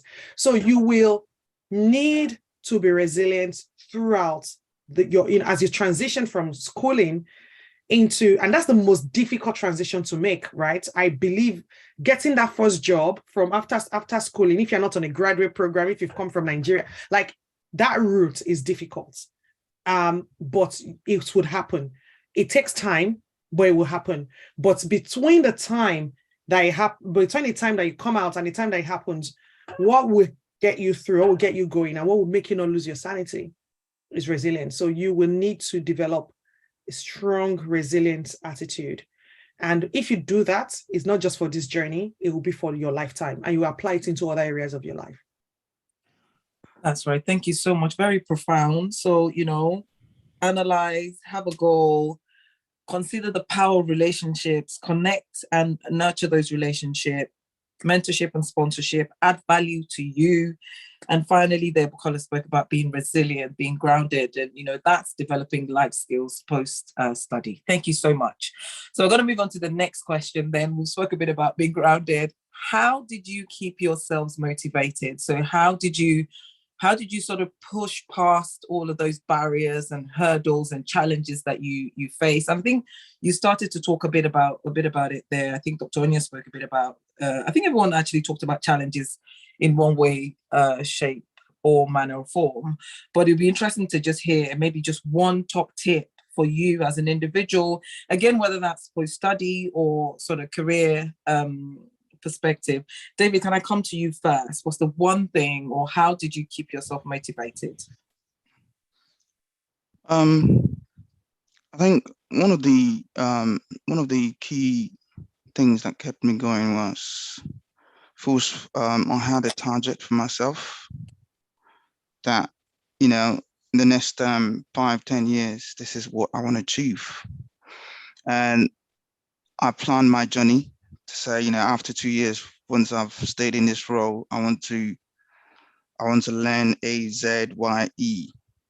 And if I've not learned it, if I've not been exposed to the targets I have set for myself, I feel like I've not really achieved, and that keeps me going. So, I still need to learn Z. And I think that comes to place where, gap analysis needs to come in terms of identifying your strengths and knowing your weaknesses and say, okay, fine, this is the area I need to develop myself in.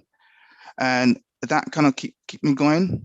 And when I look back and see all the things I've achieved, again, I set another target for myself to say, okay, I've conquered that. All right, let's set a new one. And these are the things that motivate me.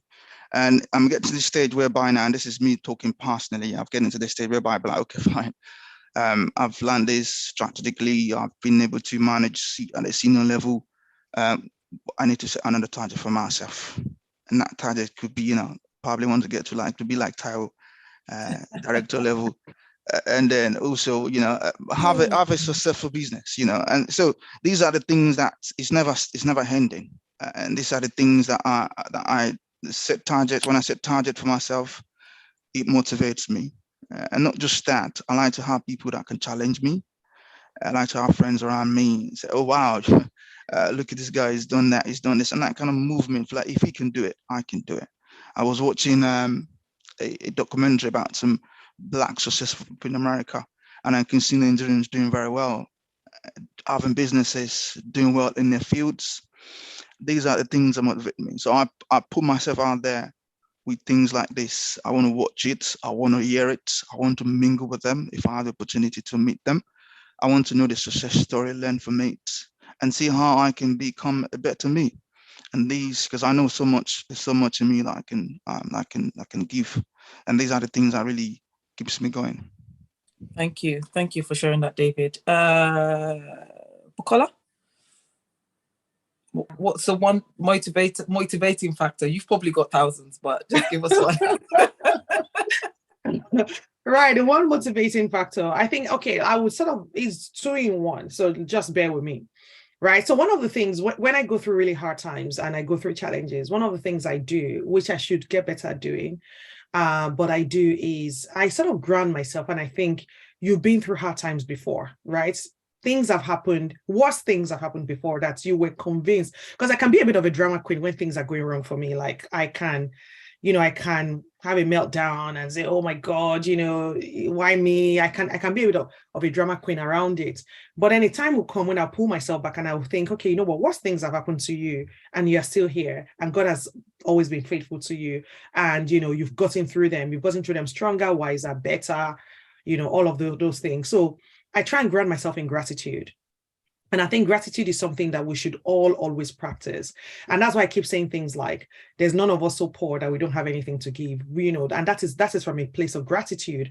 You always have something to give. You only need to turn on the news or go on social media for you to actually be grateful for your own life and, for the way in which you live. So I think for me, that's one of the things I do. I try and ground myself in gratitude. I remember, all things that happened to me before and where I thought like, genuinely, this is it. I'm not going to come back from this, or this is how it's always going to be. And I have sort of navigated it through the help of God and the people He sends my way. And so I remember those things, sorry, I don't want to get spiritual, but there's this particular scripture I like. And it says, I think it was David saying that this I call to mind and I have hope, because that means God has done it before, He can do it again. So for me, that's a place of gratitude. The second thing is something David said, which is absolutely true, is I love storytelling, as I'm sure you can tell. I love storytelling. I love telling stories, and also listen. I love hearing and listening and reading about people. So one of the things that motivates me, I read or I listen to people's story, and not just I woke up in the morning and I was a millionaire overnight kind of story. That adds nothing to anybody, and that's not true. But it's about the stories of how people overcame significant challenges, and then I try to learn the lessons that they espouse in that. And one of my favorite podcasts ever is by a podcast called How to Fail by Elizabeth Day. And if you've never listened to it, I think you should. It's amazing. And she gets people, because we have all these podcasts where people come and talk about how they made it. She wants people to be comfortable with the fact that failure, or what we term as failure, is a normal part of life. So the name of the podcast is How to Fail. And she invites people who have failed spectacularly to come and talk about how they failed. And the inspirational thing about that podcast is you never go away thinking, actually, they failed. You live thinking, actually, they've lived and they've learned, and you are having that gift and the benefits of their failure, because it's a gift. If they didn't go through it, I won't be here today as a listener and getting all these sort of blessings and amazing insights. So that's also what I do. It motivates me to, because again, sometimes when things happen to you, you can think it's only you is happening to, right? Mm-hmm. It's only you. Again, let me use another scriptural reference. When Elisha, I mixed them up. One of them, like when he was chased by Jezebel and it was under a tree, it was like, God, there are no prophets left in Israel. It's just me. And God was like, stand up. There are about 700 of you that have not bowed down to Baal. And by the way, you are hungry. I'm going to send a raven to feed you because you're just hungry. You're tired and hungry. You need to eat, right? So sometimes you feel like it's just me, but it's not just you. So people have it, worse. And some people are going through the exact same thing as you're going through. So just seek out those stories of people that have gone through it before and encourage yourself. That is just situational, is a phase, and it will pass. You've already preached the whole sermon there, Bukola. Thank you so much. Dr. Onya. Yeah, thanks. I'm going to reiterate what David and Bukola said, for me at least. One of the ways that I stay motivated is I learn from people's experiences. I learn from how people do things. So I seek out excellent people that have achieved great things, and I just sort of stalk their lives. So one thing I want to add to what David was talking about, David talked about the importance of having a mentor. So mentors can be people near you, right?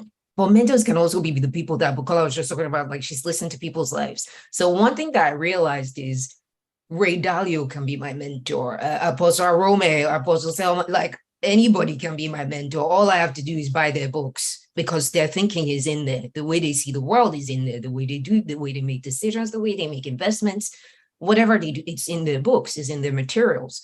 So that's the first one for me. And then the second one that I want to add is to know your why. Like this is Simon Sinek's work. Know why you're doing what you're doing.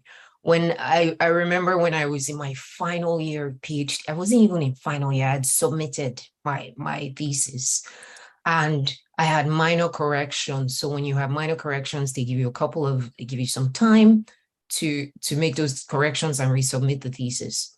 So I had minor corrections, but usually when you're getting to the end, you get weary. So if you think back to a long project, and a PhD is not a master's where you have 1 year and you're done, you close your eyes, a year is gone. PhD is a longer journey and it's easier to get demotivated at any point. There were people that had been doing it for 6 years and a guy said he's done, he's quitting. And I could not, I told him, I said, I don't know this guy from anywhere. We were in a workshop, all PhD students. And this guy was like, he's quitting at year 6. No way. You need to get it, like you must finish. I tried to convince him. But I remember when I was supposed to do my final, just minor corrections, I was so demotivated. I could not even function. I didn't even want to look or engage with the work, but I called Pastor Emmy, that's our pastor at Kingsword. And I remember telling him how I was feeling. One thing that I learned is when I'm stuck, I just reach out to people. And depending on who, I'm very selective, depending on the situation, then I know who I'm calling. So I called Pastor Emmy and I explained to him, this is what's going on in my head and I'm stuck. And the only question he asked me was, Onya, why did you start this in the first place? I didn't need to give him an answer. I just had to think, he reminded me of why I started the PhD in the first place. And that got me, that literally, just that short conversation pushed me through the finish line. So remember your why. Wow, that is so powerful. So powerful. Thank you, Dr. Onya. And I love how there's sort of themes between all three responses. You know, Bukola's, if I start with David, he talked about setting goals, identifying your strengths, and then evolve, you know, as an individual, have people that, you know, that will help carry you and change you, and be mindful of the fact that you're changing and you're evolving. Bukola talked about live and learn, you know, find overcomers, find people's stories that will really push you and motivate you. And she also said, you know, remind yourself of the journey. How did you get here? You know, what got you to this point, and ground yourself in gratitude. I think I love that statement. You know, I'm going to add it to one of my confessions. I am grounded in gratitude. You know, and the other thing that really stuck with me there was, you are never so poor that you have nothing to give. You are never so poor that you have nothing to give. Somebody somewhere needs something that you have in your hands. And that in itself is enough to be grateful for. And then Dr. Onya said they learn from people's experiences, seek out exemplars, people that have excelled at this, people that have done well. I think Bukola was talking there earlier when she said about, you know, back in Nigeria, when you had to use a computer, you had to go and buy a ticket and, you know, for half an hour, and they don't even trust you to type on the computer yourself. You had to sort of dictate what you want to somebody. And then they sort of, you know, did all of that for you. But glory to God, we're in an atmosphere, an environment where we have access to all of these technology, and we can access the I think the web has opened up the world. You know, there's no matter where you are in the world today, you have access to information at your fingertips. You just need to get up and find it. And that's what sort of, you know, stands the people that are excellent out. And then finally, that point around knowing your why, you know, understanding why you're in it, why you're on this journey. I would like for all the people online this afternoon to please help me show some appreciation. I mean, some virtual love to our panelists this morning. They've been absolutely amazing, absolutely brilliant. We're going to move on now quickly to Q&A. So please, if you have any questions, drop it in the chat. If you're on YouTube, please put it on in the comments and we'll pick it up. But yes, here's the opportunity to actually ask our panelists any questions that you may have had since they've been speaking this morning. So yeah, fire away. Whilst we're waiting for those questions to come together, I will ask the panelists one more question. I'll just go around the room very quickly. Can you tell us one thing that you are most proud of in terms of education or career? One thing that you're most proud, and I'll share mine. I think for me, I came to the UK sort of when I was fairly young, so I sort of evolved, but I also started a family very early, and a typical Nigerian family, you know, when that sort of happens, you know, I got sat in a room and I had all the uncles and aunties saying, "Oh, you're never going to come to anything. You're going to end up on benefits, and you know, nothing's going to come of your life, and this is the end." This was at the point where I was meant to go to medical school. I was meant to start school in September. And I found out that I was gonna start a family instead. And so for me, my motivation at that point was, no, I'm not gonna end up on benefits. I'm gonna make something of my life. So I took my son, and I literally, honestly, he still says this, you know, I turned up at my lectures with a baby in tow. It was that serious. I went to lectures with him in tow, and you know, I finished that degree with a first class, and that's something that I'm hugely proud of, because I know what it took me to get on that journey and get to that point. So let me come to Bukola first. What's the highlight, the moment that you're most proud of in terms of study and career? Okay, it can be study for me because, you know, I'm sure you guys have figured out by now I'm not a studying kind of person. So for me, it's not study. I think what I'm most proud of is not just one moment. I think it's more of a holistic or thematic thing. And I think for me is the fact that I get to do this kind of things. Like I've been so graced, blessed, favored that my career has just not benefited me and my family, because that wouldn't be success in the way I define it. But that's the fact that I've gone through this journey and God has helped me. I'm able to help so many people, to the extent that we have a platform now that I've started a platform that helps thousands of people. I mean, I go to parties, or I go around in the UK, and people will, someone will walk up to me and say, "Are you Bukola Adisa?" And I'm like, "Yeah," or like, "Oh, I attended this," or "I joined that," or "I read this," and my career changed, my life changed. I think for me, that's the reason why I'm here, and that's the greatest blessing, and that is what I'm most proud of, and that is the legacy I hope to leave the world and my children. Oh, fantastic! Very inspirational. And I attended. You know, I'm a fan of Career Masterclass and the Stretch Conference. So again, tiny little plug there.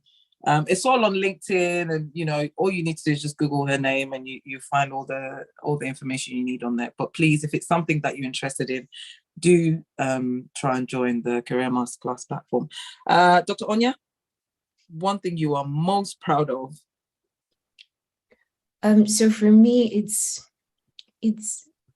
really, it's not one thing in particular, but I think I'll frame it this way. I've been taking a lot of risks recently. So when I say taking risks, I mean, when you get a leadership position and you begin to doubt yourself, I think Bukola touched on something like this, or David, one of the two of them talked about this. You begin to doubt, can I do this? Can I not do this?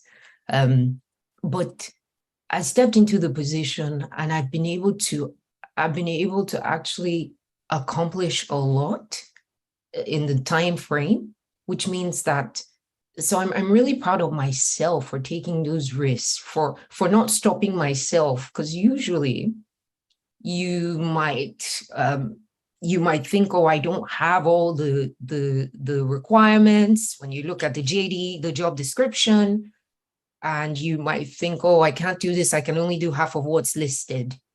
The truth is that most people can only do half of it. Not everybody can do everything. So take that leap, like be bold, jump. Like the way that I see it is, and I don't mean to be spiritual as well. I tried not to go there, but Bukola started it. The way I see it is faith. Okay. It's faith, really. And I sort of see it like, so if you've watched X-Men and you know Magneto, Magneto is the guy with the power of magnetism and can control every metal, every single metal. When Magneto is walking in the air, pieces of metal come under his feet to support him. He never falls. So that's sort of the visual image I have in my mind when I come up against something that seems so lofty and high and almost impossible for me to achieve. I think God is with me. I'm going to take this step. He will not let me fall. And at the end of the day, I accomplished the very thing that I was afraid that I would not be able to do. So I guess I'll just add a little, believe in yourself. You can do whatever you choose to do, whatever. I know it sounds so cliched, but it really is the truth. Thank you so much for that, Dr. Onya. David? Yeah, thanks, Dr. and Bukola. I think for me, my story is a story like a story of David. David was written off by everyone, the family. Everyone thought he's not going to amount to anything. And when I look back, and I do two things really in my academic journey, and see the way God has helped me, and how I've been able to have my master's. To me, is one of the greatest achievements. That when I was growing up, I couldn't even imagine. I was sharing this with my brother the other day, and we were both laughing. When I was growing up, I used to look at people and be like, okay, am I ever going to amount? How can I equal this person? There was no direction. I was growing up. There was no direction. And degree, even to me at that time when I was growing up, I wasn't even sure. And now for me to have a master's, not just having a master's, having a master's in the United Kingdom was one of the things I would always be grateful to God, that he's more than able to do exceedingly far above what I can think or imagine. That's one. And number two is my career journey. I shared in my presentation earlier on that when I started my BA, I had a man who I was actually looking up to said something, and the course you're doing are not meant for BME people like me, that I should rethink and then change my pathway. And when I look how far I've come in terms of career and all the things I've been able to achieve, especially supporting the community that we live in. Like I said in my bio, I executed a £12 million worth of resourcing workforce project to support mental health people during COVID. And it might look like, yes, they're paying me, but I'm actually impacting people's life by recruiting and supporting them with professionals, people. So all of these achievements, support, and all the things that I've been able to go through career-wise, academically, when I look back, I'll be like, God has been faithful. When I look at it, is it me? Is it me that I've achieved this? And I'll tell you one thing, it's not me, that person isn't me. Sorry, again, I'm going spiritual, but I had to because I'm a spiritual person. And the spirit in me has been the one that's actually brought me this far. So I can't give all the glory and all the accolade to myself. And this is the fact. So yeah, so those are the things that I can actually look back and then reference to.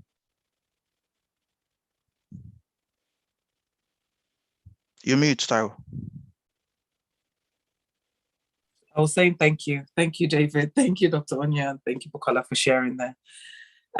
Okay, there is one question in the chat, so I'll just read it. It's a question from Dora. Thank you for sharing your question, Dora. She said she's finished with a BSc in Psychology and Sociology at London Met, and has gone through a number of applications, but feels like she's struggling a bit to get hired. So the question is, what more can I do to sort of kickstart my career? So what more can she do to move from that? I've studied now, I've got the degree, I've got the master's, to sort of get into the world of work. And she also asked on the question, also, how can I find out what career will suit me?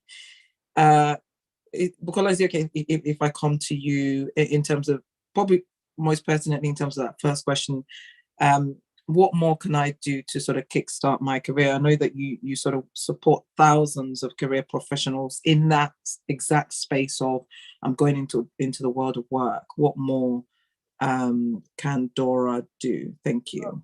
Okay, thank you for that. And hey, Dora. So I think the actual question is actually the most pertinent question is the second question, because you need to start with that. That is, how can I find out what career will suit you? So it's not so you are doing stuff now, and the next step is how, you start with what career suits you, and then how do you kickstart that career? You get what I mean? So that's the order in which you think about it, right? Like, what should I be doing? And how can I kickstart, and how do you kickstart that career? That's, once I found out what it is I should be doing.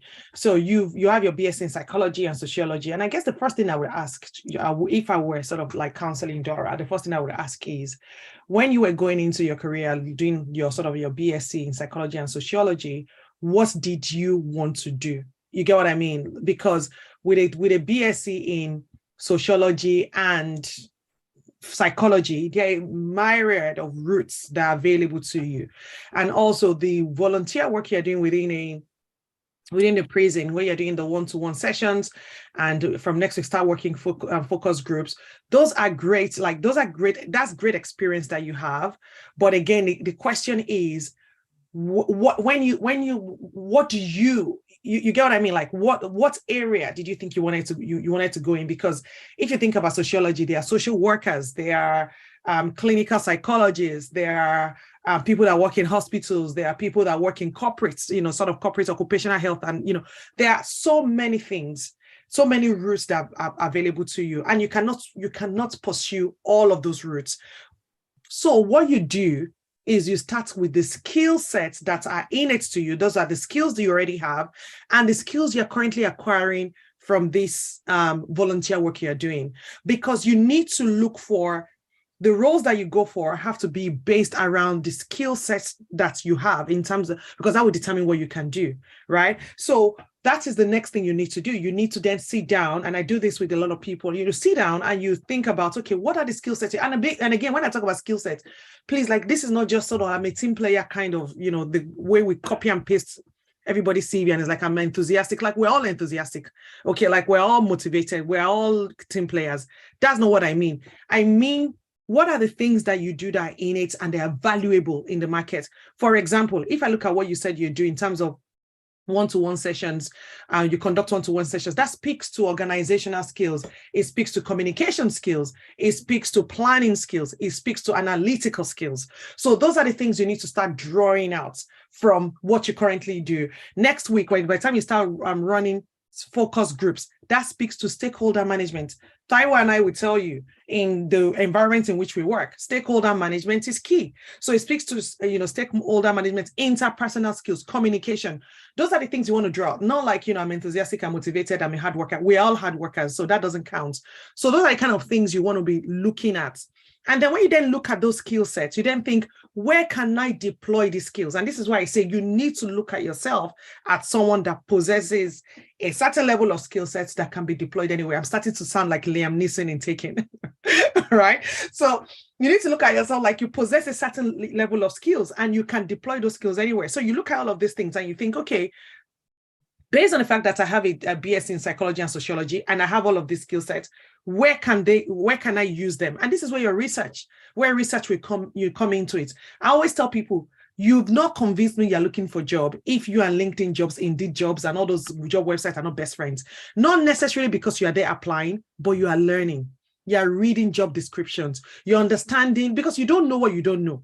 You get what I mean? You just don't know what you don't. You don't know whether there's a certain kind of job that has your name on it that someone is looking for, but you won't know that because you're not on that platform, because you're doing something else. So that is what you need to do. You then need to get on these job sites and start to look at you need to mine those job spec. So what does a clinical psychologist do?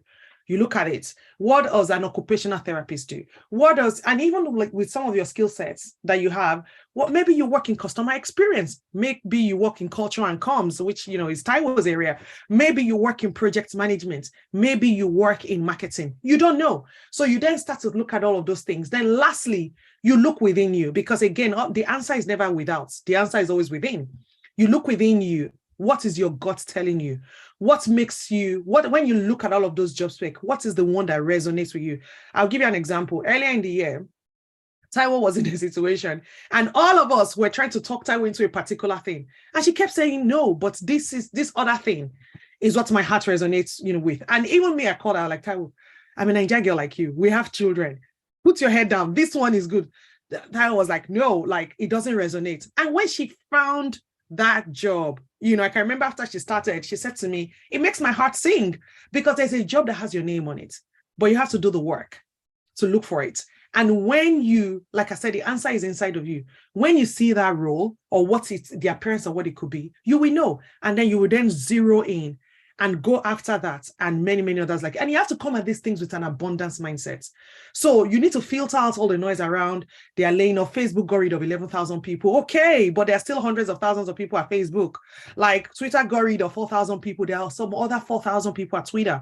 So you can't go to these things with a scarcity mindset as if you are hustling for just one job and there are 100,000 of you. Like, you're not a gladiator, right? You need to think about it like, there is a job that God has for you that is out there and is waiting for you, but you do the work to get to it. But you need to start by drilling down on your skill set that you have, what you can absolutely do, and you move from there. Fantastic. Dora, I hope that answered your question. Please let us know in the chat. Thank you so much for that, Bukola. Just one thing I want to add quickly as well. I think you sort of touched on some of those job platforms as well. Another thing that I find really useful is if there's a role that you sort of set your mind on or something you want to do, there are thousands of profiles on LinkedIn. Just do a search for that role and see what people who have done that role, what their career journey is, how they've sort of done it before they got to that role, how they describe themselves. I mean, I can't, we're probably going to need to, as a initiative, do something around LinkedIn, because that tool for me is just so powerful. You can go in there and look at people's profiles and see how they describe themselves in terms of that role. And that can be so profound in terms of how you then talk about yourself or shape how you want to, what you want to become in terms of that role that you're aspiring to. Thank you so much. I have another, I think that question's been answered, so I won't come to Dr. Onya and David, not unless you both have something you want to add, please unmute and let me know. But I have another question here that I'm quite keen to answer, and this question has been asked anonymously. So the person said, I recently relocated to the UK with my wife. I still work remotely in my role back home in Nigeria as a digital marketing lead, but I need to keep up with the financial obligations in the UK. And they've been offered a role in a factory, and they're sort of considering whether they want to take that factory role to sustain the family or sort of sit tight and wait to get a corporate role. Well, obviously, securing the corporate role then means that they would have to relinquish the role that they're holding onto in Nigeria at the moment.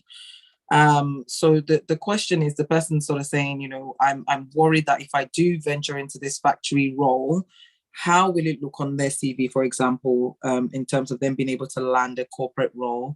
And they're sort of seeking the panel's advice in terms of what to do as next steps. So let me just paraphrase the question. This individual's recently relocated to the UK from Nigeria, and they're thinking whether to sort of take a low-paid job, take that on, but also still keep their job back home, or sort of relinquish their job back home, not take a low-paid role, and wait to land a corporate role.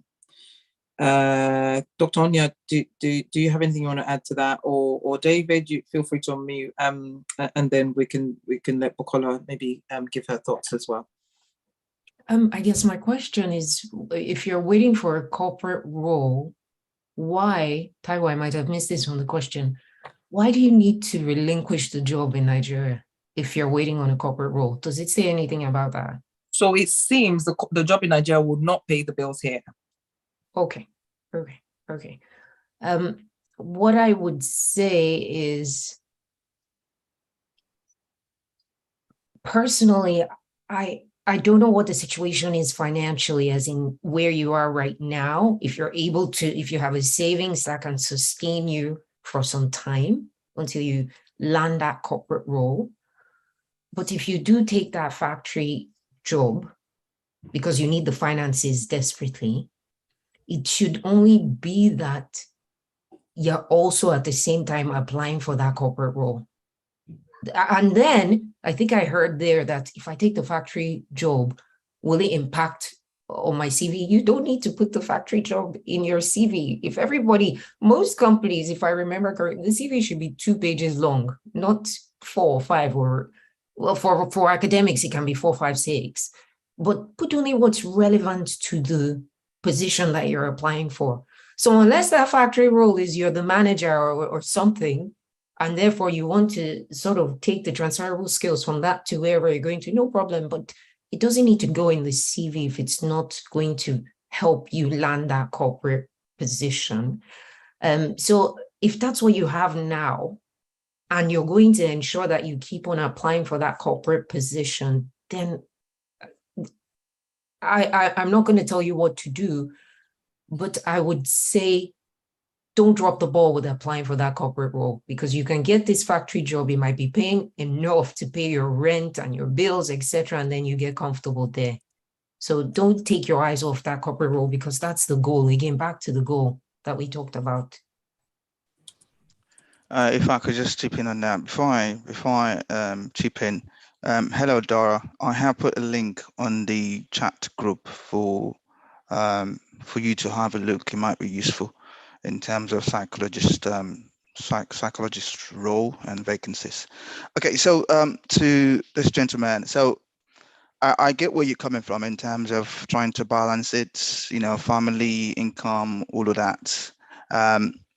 What I'll suggest is, and what most people do is, the remote work that you've got in Nigeria, and this is me advising you, but again, you have the final say, and you need to allow your inner gut to lead you in this. What most people do is they tend to they'll continue with the remote working in Nigeria, and also they'll do the factory work. So I don't know how you want to manage that. And this is where you need to kind of see how you can prioritize both together. And the reason I'm saying that is, the reason why people do this is because when they are about to apply, updating their CV, there's no gap. So because if you leave your you leave your remote marketing corporate work in Nigeria now, and you just focus on the factory work only, and you're not going to put the factory work on your CV, it seems like there's a gap there. So what people do is they manage the two. I don't know, but the wisdom on how to go about it would come. It could be you reducing your hours, but whatever you need to do, I'll suggest if you can manage that corporate work and be aggressive about how you want to get a corporate work in this country. If you need to seek support, if you need to seek help, please do so. And just for your information, I went for a seminar a couple of weeks ago, and I tell you one thing: the current situation that we have in this country has given us many opportunities in terms of vacancies.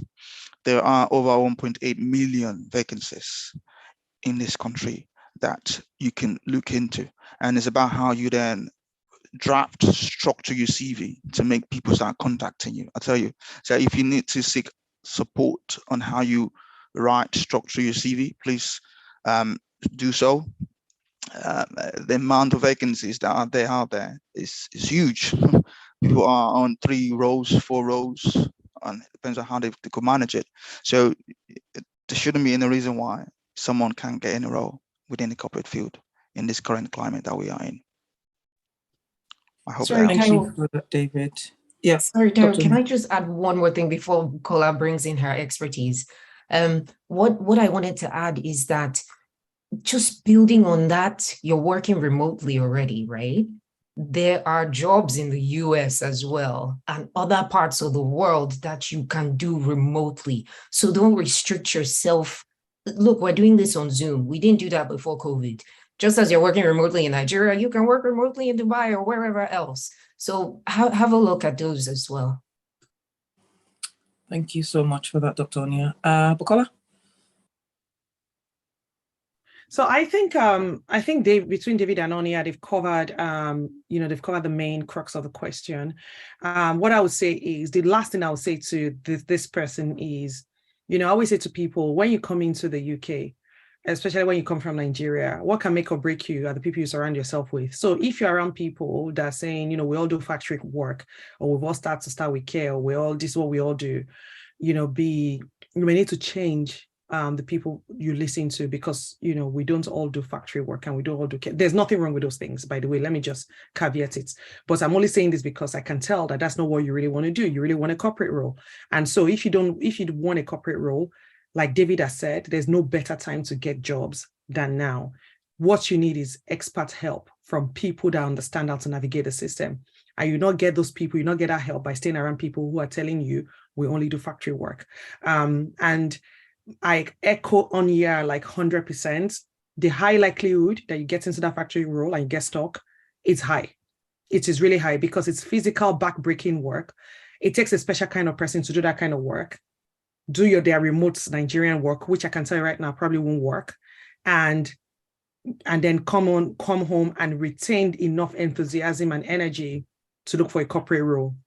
And what we know about factory work, when you are there, you don't have your phone. Recruiters are calling you, it goes to voicemail. So it might look like a short-term solution, but look at all the things you'll be giving up if you go for that role, in terms of the likelihood of you getting stuck, the likelihood of you missing opportunities. So if you're working some sort of shift, and just think about it, think about everything, but know that I am 100% with David. It has never been easier for people to get a job in corporate than in this current environment. There are more jobs than people that can do the job. So what you then need to figure out is the how, right? So if the what is not the problem, the what is possible and it's out there, then the question becomes how. Then we're looking at it from a different perspective. Is then, okay, I know I can get it, how? And this is where you then need to engage people that can help you. And, I'm sure we wish you all the best. Happy to help in any way we can, but think very, very carefully about going for the factory work. It might be a short-term solution, but the likelihood of you getting stuck there is extremely high. Thank you so much for that, everyone. I hope that has answered the question. And please, I would encourage that individual, if there's any more clarity needed, please don't hesitate to send me a message directly. We'll take one more question, I think, and then we're going to launch a poll. So I'm going to ask everyone to please stay with us and help us get some feedback in terms, it's what helps us to keep these sessions going and roll out more. So the sort of one last question I'm going to chip in is, this person's question is more around, I've taken the initiative, I've come to the UK, I've picked a course because it's sort of a course that allows me to come into the UK, but it's not really necessarily what I want to do.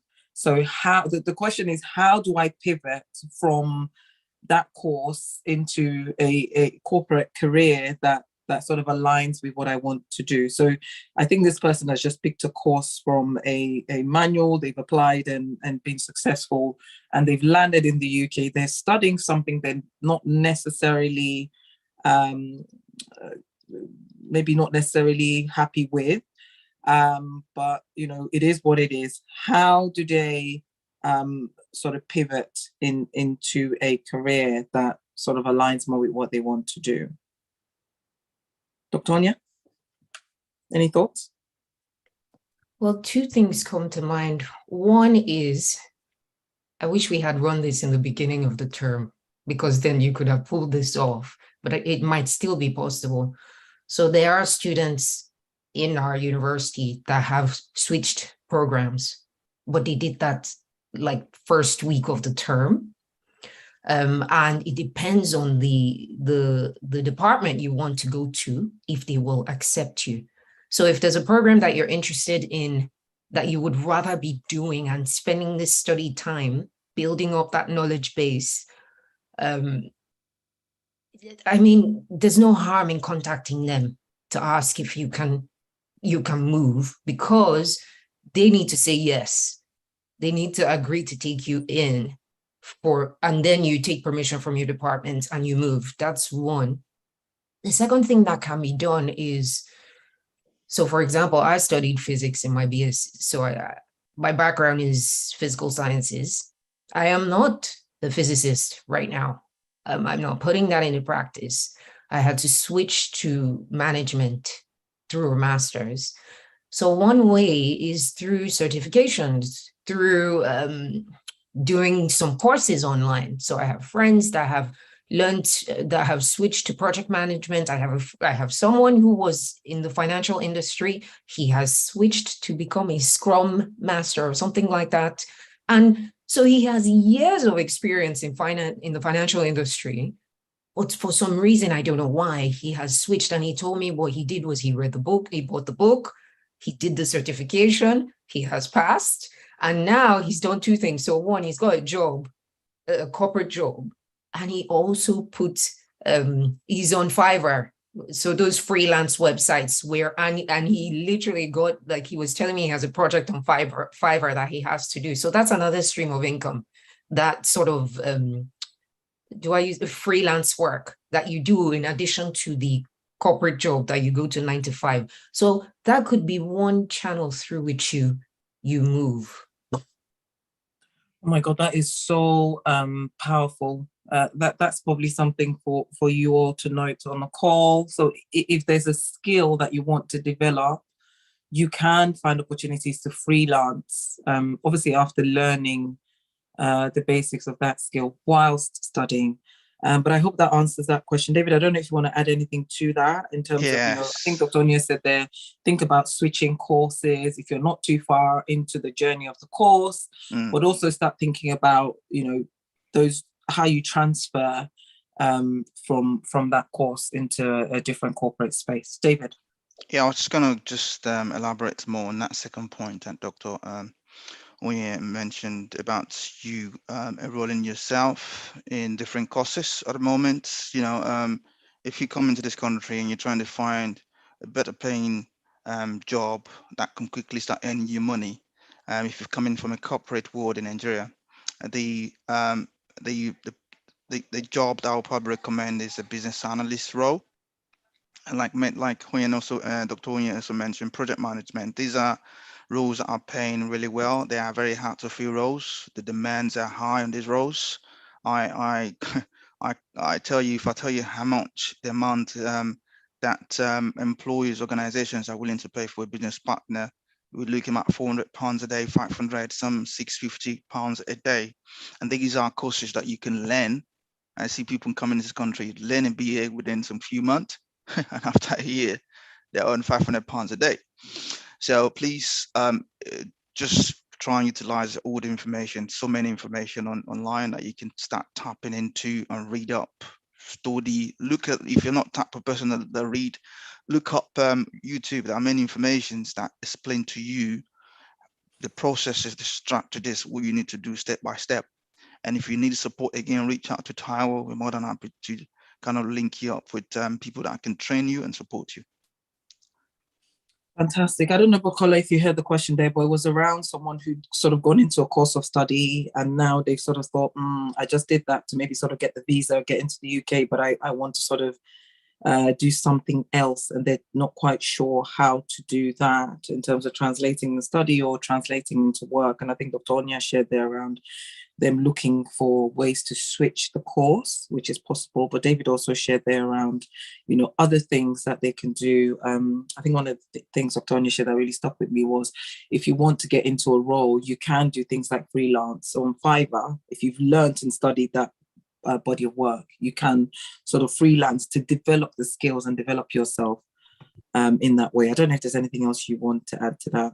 Yeah, I guess the only other thing I want to add is that, except you are going down the academic routes, it really, in the UK especially, it really doesn't matter what you studied or even don't study, So because I see a lot of us coming from Nigeria, we get stuck on, I'm going to school. Except you want to be a lecturer, like, an academic, it doesn't matter. It doesn't matter at all. I mean, there are people that are, in very senior position in financial services that don't have beyond GCSEs. Experience counts, not what you study or don't study. So that's the first thing. The second thing is linking to what David said. What actually matters is, what do you know? What can you do? And this is where I agree with David around if you go and talk to people, because there are people that run business analyst trainings, PMO, project management, and some of those, the good thing about some of those ones, and again, do your research because there are so many cowboys out there. The good thing about some of those ones is that some of them offer you work experience as well. So some of them, depending on how much you pay, will give you that work experience, and then you're on your way. So don't get stuck in this. I came here because I said I wanted to study psychology. Now I don't like psychology. I want to study project management. It doesn't matter in the UK. Nobody cares what you study or did not study. It's about your experience. And so your thinking should be, how do I get that experience and how do I get it quickly? And what do I need to learn to get experience? So walk backwards. Don't get stuck in the university, uni process. That is less relevant. What is relevant is your skill set and your experience. So the question is, how do I get those quickly? And who are the people I can talk to help me get there? Oh, fantastic. Thank you so much. Today has been another amazing session. Huge thank you to Bukola, Dr. Onya, and David for a fantastic, I've got a whole book. I can't put it on the screen, but I've literally written almost a book from all the nuggets that they shared today. We've just launched the end of session poll, so please take time to help us answer those questions. I hope that it's still up. Let me relaunch it again. Yes, I hope that the poll is showing. Please help us rate the session. It helps us to keep putting these on and keep improving and doing better. I want to, I've said it almost 10 times now, but I want to say it again. I want to say a huge thank you to our panelists this morning, and a huge thank you to Pastor Emmanuel Akinlaja, who's the senior pastor of Kingswood International Church London, for putting this on. This is the fourth that we've had, and hopefully we'll keep it going. I don't know if Pastor Emi is online or whether he wants to unmute and say a quick word. I don't think he is. But yes, huge thank you from Hello, everyone. Oh, there we go. I'm sorry that I can't show my face, but I want to say thank you to Taiwo for hosting SABO 4.0. I want to say thank you to our speakers, Dr. Onya, Mr. David Adebi, and Mr. Bukola Adisa. Thank you so much for agreeing to be on the fourth edition of the event. And to everyone that has joined, I know what it was like for me to go through my own master's degree in the UK and then start my career in my field of study. And, I thought having an event like this would have really helped me. And that's why we're doing this now. So I hope that this event has really been helpful and that you've got some pointers that you can apply and some pointers that can help you think through what you do over the next couple of weeks, months, and years. And I wish you all the best in your education and in your career. All right. Thank you, everyone. Thank you, Taiwo. Thank you, Pastor Emmy. So yes, please, we've got another sort of, we're at 50%. So if I could please encourage everyone who hasn't completed the poll to please do so. And that leaves me to thank Bukola, Dr. Onya, and David. Happy to release you. Thank you so much. If anyone has any further questions, please feel free to either send it to me directly, let me know, and we will sort of get the panelists to help answer those questions post the session. Please find us on all the usual social media channels. We're on all of them, Kingswood International Church London. And if you want to connect with our panelists as well, they're all on LinkedIn. More than happy for you to engage with them in that way. Thank you, thank you, thank you. Please keep the completion of the poll coming. Thank you very much, everyone. And I hope you enjoy the rest of your day. Thank you. Bye, everyone. Thanks, Taiwo. Bye, everyone. Thank you.